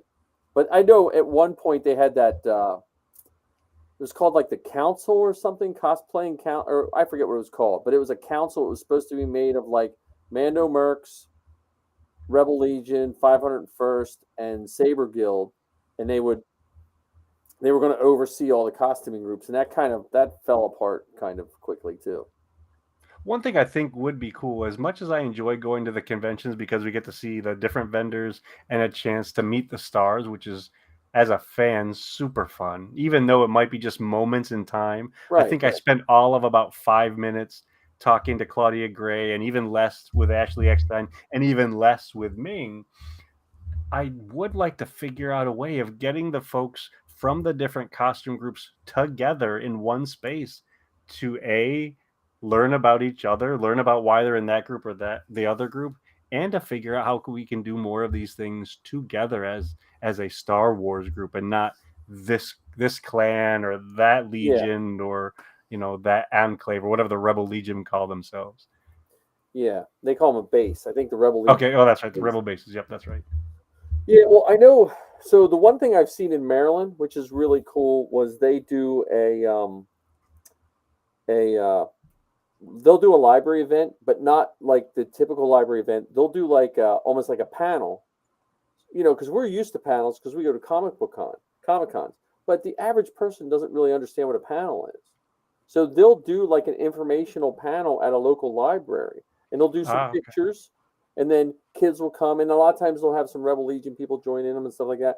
And I always thought maybe we should do something like that because sometimes our library events get kind of dry because kids just want pictures with stormtroopers or whatever. Yeah. They don't want to sit through like a 2.5 hour trivia night and then get pictures. They just want, tell us who you are, and then go stand there and get a picture. So if you did something for the adults and then had, because it's almost like you have to build exactly what you said, Ken, but you have to build it from the ground up. Because if you wait for the leaders of the group, because sometimes the leaders of the group, they think what's best for their group is making sure their group is taken care of the most, which doesn't lend itself to have all the groups work together at a venue that has limited space. Well, in some cases, you even have the leader of the group wanting to make sure that his or her friends are taken care of and not necessarily the whole group, the whole state, the whole region, whatever. It's all about me and my buddies, or me and the people that I hang out with the most, or that are the whatever. Well, and that's where it has to come, like I said, the ground up. Because once you start knowing people, then that at a certain point, whether you like or dislike someone, we all have something in common. We've Yeah. all stepped beyond a certain level of fandom to build a costume. Yep. You know, and not saying we're better or more fans, or it's just like if you collected toys and you went to a toy convention, you know that you're at a level with those people. And we know if someone's willing to build a costume, there's a language and something that we all have similar. We all look at things the same way.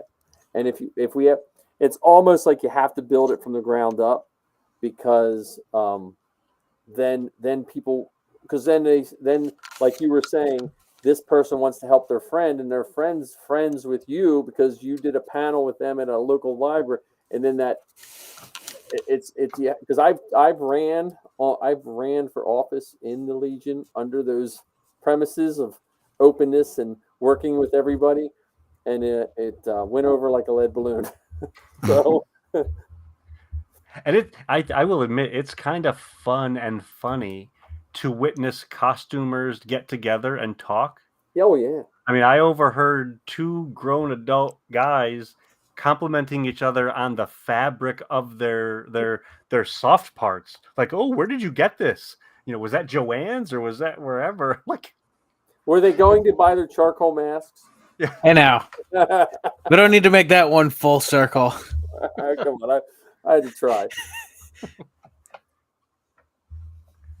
I could use a good moisturizer. I feel like in my old age, my skin isn't what it once was. You're everything appreciate it, John. Taking care of yourself, that's for sure. They just told us when we were younger. Yeah, you know what? My doctor still said you're just old. You know, you're like, she'll say, how you feel? You tell them, and then you say, okay, yeah, you're just old. You know, you're like, okay, my back hurts. Yep, old. Okay, yep, you're old. Yeah, I wish I had more explanation or less explanation for some of my medical problems. Yeah. Well, yeah, again, I want to see the groups work together better, and part of the way to make that work though is that like I keep thinking back of our movie thing. So there are some people we made that movie with that are in my garrison I never met.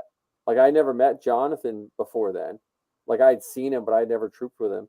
And so it's just that goodwill of just seeing, because the moments outside of the event, like when John and I were sitting down having dinner with Jonathan and who was the gentleman with the beard again? I keep forgetting his name. Marcus. Marcus. And Zach. Yeah, because I think Zach fell in the chair next to me, I think. And it was nice. It was fun. It was calm. It was comfortable. It was wonderful. The world needs more of that wonder. World needs more of that connection. World needs more of that pause and enjoying this time. I mean, how cool was it? We just did this thing out there, dressing up like space people and, being a boom operator that you never had planned on, and just awesome stuff. Well, why don't we do that? Why not start our own group and just start picking from people from the 501st, the Rebel Legion, and the Mando Mercs, and just make something that's all inclusive? I think the problem that every time someone tries to do that, it gets watered down, because they've tried to do it with the Imperials, and you get a group of people you don't mean to get, because there's people that are disgruntled from any of the costuming groups, and there's many reasons people can be disgruntled, but a lot of times they don't want to put in the time for the costume. That's what it boils down to. And those people tend to gravitate to a group like you make, and then they just fall apart. We had, I forget what it was called, Imperial something in Pennsylvania. And it was the same. They were under the same premise. Look, we just want to be buddies, and we're not elitist and this and that.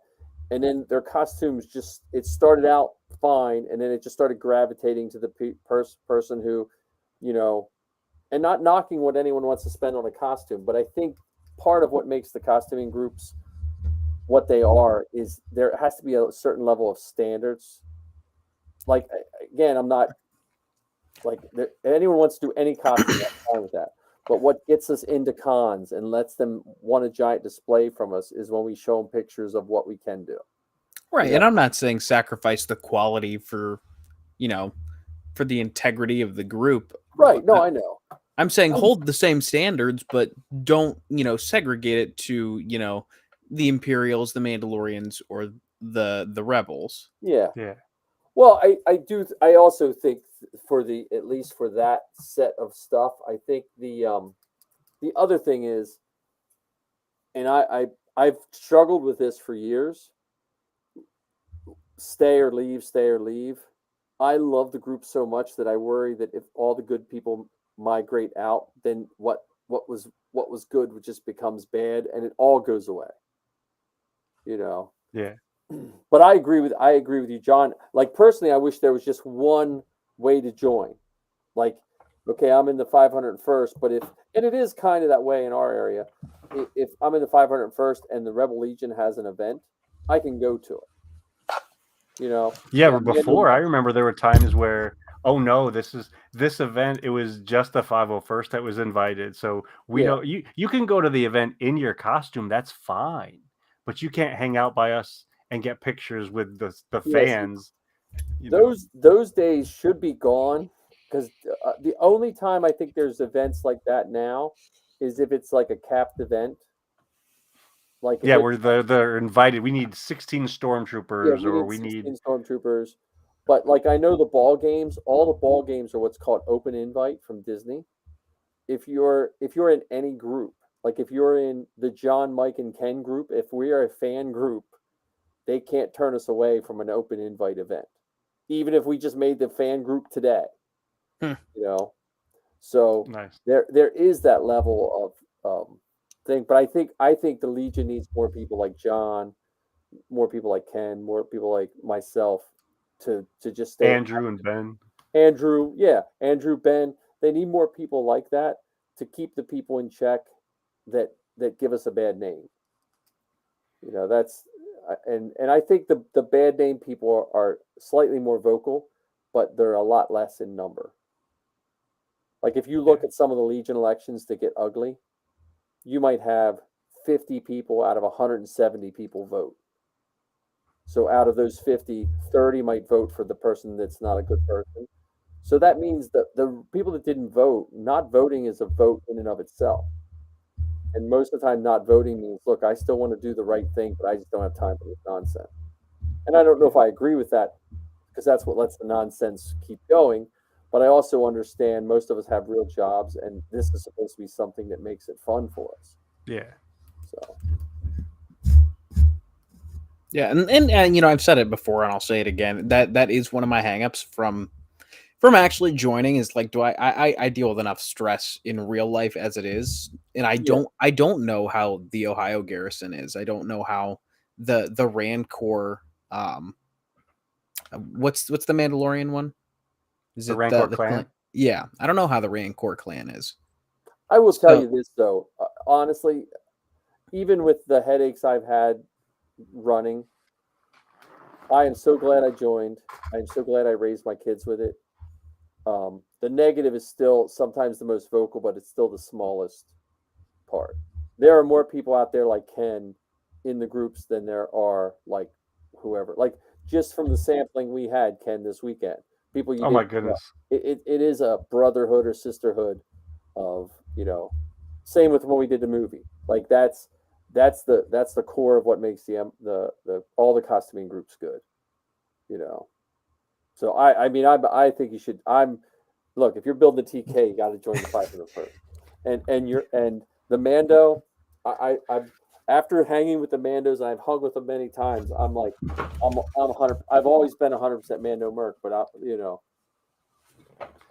And see, I'm waiting for that moment. It hasn't happened in my life yet, but I'm waiting for that moment that I get to go to one of these events, whether it's a red carpet movie or a few years ago when The Force Awakens came out. They had members of the 501st and the Rebel Legion and the Mandalorian Mercs on Good Morning America. So Yeah. a bunch of people in the New Jersey area went and got to be on Good Morning America in their costumes, or, you know, just one of those things where I can, or even the possibility of some of the folks that I idolize and adore that are involved in Lucasfilm or the books or the movies to come on our podcast and to be able to say that it was because of this, because I was involved in this group, or because of this collective of fans that I get to associate with.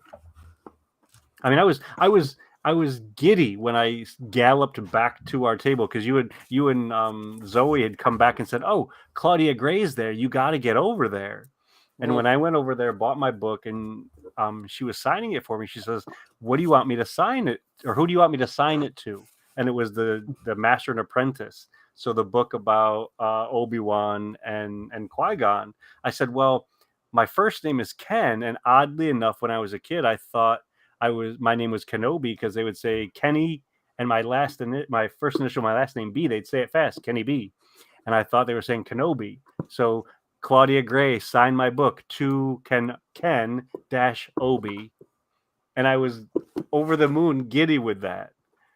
You know, so I want to do more of those kind of things where the people that are involved in Star Wars, I get to interact with and participate in things with them. Well, that is the doors that the groups open up. And Arc 77 said he's going to stick with the animated style.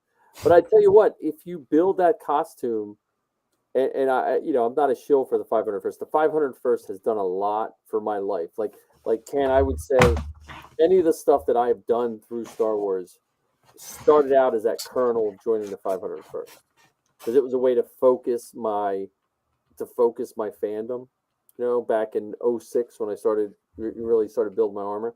Yep. But if you build that armor, you can submit it to the 501st as a CRL. Well, and with that particular one, with the Arc 77, it also falls into the Rebel Legion. Yes. Because at the time, the clones were the quote-unquote good guys. Yeah. So while there may not exist a costume of that right now, you could be the one that the CRLs are modeled after, because of the time, effort, and energy that you put into that costume that nobody has. I mean, I would love, one of my other, you know, random costumes that I'd love to get some help making is, I would love to have an Alon Sleaze Bagano costume. Yeah. Headstalks and death sticks, and going up to the bar telling people or asking people if they want to buy some death sticks. You know, I haven't had anyone raise their hand and say they can help me, you know, bring that creation to life. So And that, now I think, I can't figure out if that would be 501st or Rebel Legion. that'd be both, because one would be, it'd be under Rebel Legion. It'd be, I forget what they call them, but ours is Denizens of the Galaxy, DC. Okay. But to sum most up joining the costuming group, one of my first troops, it might have been my first or second troop, was a Make-A-Wish troop. There was a 10-year-old boy or 11-year-old boy or something. He was a young kid, and he had some kind of terminal disease. And so these high school girls were throwing like a prom/banquet for him. And they had this whole gym set up, and they had this, and the family, and it was just a nice evening. And none of them knew, these girls arranged it for the 501st to come and bring all these signed autograph things from Hayden Christensen and stuff. And we marched in, we marched in as our stormtroopers, and then Vader came in, and we give him all this stuff. And we were all like tearing up in our buckets. And then we left. And it wasn't about us, but that young child saw all that. And I would have never got to do that. And I helped someone out. If I would have stopped trooping right then in 2007, that would have been worth it for me for joining. You know, and you again, like all those people we saw at the show Sunday, everyone that was a trooper there, and in handlers too, we don't know what those people are going through in life. Like there might be someone, those kids, like that little girl, or any of those kids that got their pictures taken, you don't know what was going on in their life with their parents or whatever, but whatever was going on, the charity that Andrew and Zoe and Ben and all the people that were in costume that took the time not only to build that costume, but to make it as best as they could, that those children and adults, you made them happy. Like you're on someone's phone that was showed all week that someone got a picture with them, and I don't know. I don't know if any of that would happen without the groups. Yeah, at least not to the level that it is now. I mean, Right. we're invited into these things because of that commitment to quality and Yes. and consistency from state to state, from country to country. So a TK in Austria or a TK in Australia or a TK in Arizona, same criteria. And the group, I would have never met Ken if it wasn't for the group. Yeah, very true. Probably chances are I wouldn't have met John because I wouldn't have really got into 3D printing if it wasn't for the cut. It would have, Marty, one of my best friends, Dan, another one of my best friends, like that I hang out with all the time. And I don't know, I've been teaching 20 years. I don't know if I would have made it teaching 20 years if I didn't have the 500 first. Because there are weeks where it's just, I got to go do something that, that creative outlet. Mm. So, I mean, that's my sales pitch for the groups. Again, the groups are the best slice of life in regards to you will meet and hang out with people of all walks of life that you normally wouldn't, right? So with that in mind, considering that we know Princess Leia and Darth Vader and the Emperor and Stormtroopers and Han Solo and Chewbacca and C-3PO and Mandalorians, do you think the folks from the Inflatable Falcon would want us to go there in costume to do some sort of a video I know thing just to be able to play in the Falcon? Right. I mean, can you? Man, I wish I knew where I saw that stupid inflatable Falcon with that party. But yes, can you imagine Chewie? Can you imagine Marty as Chewie walking? I don't think we could get him in the Falcon. Well, we could have the camera of him trying to duck in, or but at least outside of it. Or Dan walking outside instead of that inflatable one. Oh my goodness, yes. So we need the Inflatable Falcon in our lives, and the Inflatable Falcon needs us in their life. Right. So hey galaxy, hey universe, let's make this happen. Let's what do they say? Let's manifest this. Yes. Yep. Let's pull some strings here and make it happen. I mean, we could have ARC 77 send them an email saying, hey, Inflatable Falcon, you got to listen to this podcast. We could have Ben White send them an email saying, get our Mandos to your location. Could have Andrew say, hey, I know 16 stormtroopers that would love to guard the Falcon from, prevent Han and Chewie from getting into it. Right. Yeah, just turn this into a promotional thing. Yeah, you betcha. We will shill for you at any time. As long as when we're not in kit, we get to bounce for a little while. Give us a half an hour to bounce in the Falcon.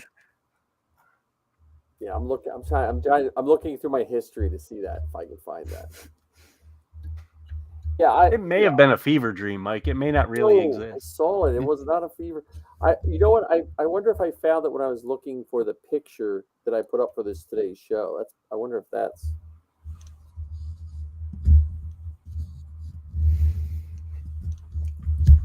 I don't know. And John, I think I came up with another idea for the podcast that you haven't created yet. So I'm going to guess that you enjoy watching movies other than Star Wars. Not really. Really? Okay, never mind. Then I'll take my idea back.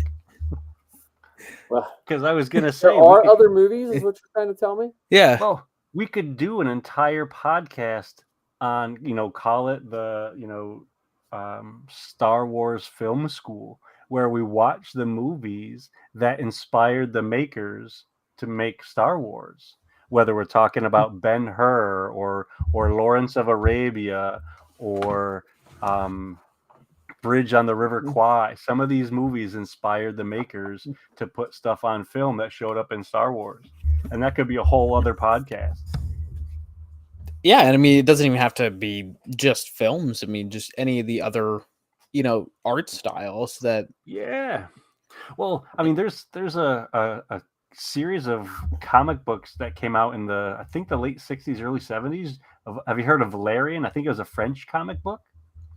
There's a lot of stuff from those books, those comics that show up kind of sort of in Star Wars, and it's never been formally mentioned or officially referenced. However, when you look at the stuff side by side, whether you're talking about the Millennium Falcon or Princess Leia's slave costume in Return of the Jedi, there are some visual things that seem like they're related to each other.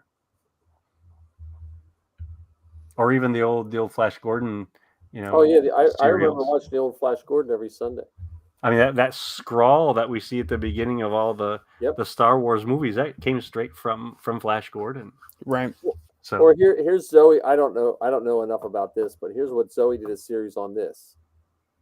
Whatever that French word is. Mise en Ren. Yeah, it's the setup. She did a whole series on the different setup and what it was used, like the backstory of that.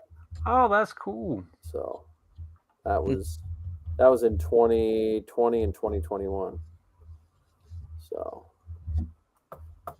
which reminds me, since you got the website up, are you going to make a new logo for the Kenobi style? Probably. Actually, I would be lying if I said that I made that. Sal makes those logos for me. He sends them to me. I'll just get them. My problem is my logo is stuck on the old logo for iTunes. iTunes is a pain in the neck to get the logo to change because mine is so old. I'm doing all the things right and it won't change in iTunes. So, that's the downside to iTunes and all their power. But well, I'm so excited that Ark and Ben and Andrew were able to join us. I'm so glad that you guys were kind enough to let me hang out with you tonight. Yeah. I gotta pack it in for the evening. Yeah, I gotta pack it in too. I gotta actually grade a few things before I go to bed. But yeah, no, thanks everyone for listening. Check out Ken on the Forces Behind here. Let me do all our captions here. Okay. Forces Behind Star Wars Podcast. Hear all of Ken's knowledge. Check out John on TikTok. And is that your same name on TikTok and Instagram? No, Instagram is Gotham City _Dark Knight. Okay, I'll have to add that to our. Yeah, not nearly as important. But, hey, it's out there. We might as well go check it out, right? Right. And then check out me on Hinton Star Wars Family on TikTok, and I think it's the same on Instagram, or Mike Hinton on Facebook. Most people are here from Facebook. But yeah, thanks. We'll do. Well, and we can't forget, even though she's not here with us, we gotta put in a plug for Star Wars Geek Girl, Zoe and Lizzie's podcast. Zoe and Lizzie on Star Wars Geek Girl. I think they're recording a episode Friday. Lizzie and Ark, where should we check you out, Ark? Oh, where should we look for you, buddy? Yeah. Where can we see Ark's build on his helmet? Once I get this scale right, I just been lazy too. I gotta scale this one up. This one will probably be redone as a child's one, and then we'll just do it as a giveaway for next time. It can make a nice lamp. That would make a nice lamp. Not for task lighting, just for decorative purposes in the corner. I do like this only because Ken, the nightmare of cutting that lower piece of lens is a nightmare. Yeah, I do like that's just that part. Mm-hmm. But it doesn't have an adjustable stalk. I just noticed that the stalk just sticks right in the top. Well, I don't think that they actually went down in the show. I don't think they actually used it as a rangefinder, did they? In the cartoon, I'll have to go back and check out some of those episodes. I can't remember if they used it or not. But so Ark is at Captain Ark 77 on TikTok, and so check it out. And Zoe just sent me a message saying there's a TIE fighter on her ceiling in her room. So I don't know what that means. Oh, nice. Mike, that reminds me actually before we hop off here, I need you to send me the files for that Mandalorian armor. I got to reprint my chest. Oh, okay. Yeah. I'll take care of it. I'll You mean? Well, wait a minute. I don't have. Who do you have? I've just got files from Thingiverse. Oh, I have ones from Grape someone Ape. else. I'll send them to you. Yeah, I need the ones that are a bit smaller. Well, you can scale them down. It's not that they're scaled too large. It's they're totally out of scale. All right. Well, I'll send you the file. If I don't get it to you tonight, it'll be first thing when I get home tomorrow. That's Awesome. fine. It's probably gonna be my weekend project anyway. So, all right, all. All right. See you later, everybody. Later. Good night, all. Thank you. Thank you, Andrew, for popping in. Put on that invisibility cloak. All right. Whoop. Good night. See you guys.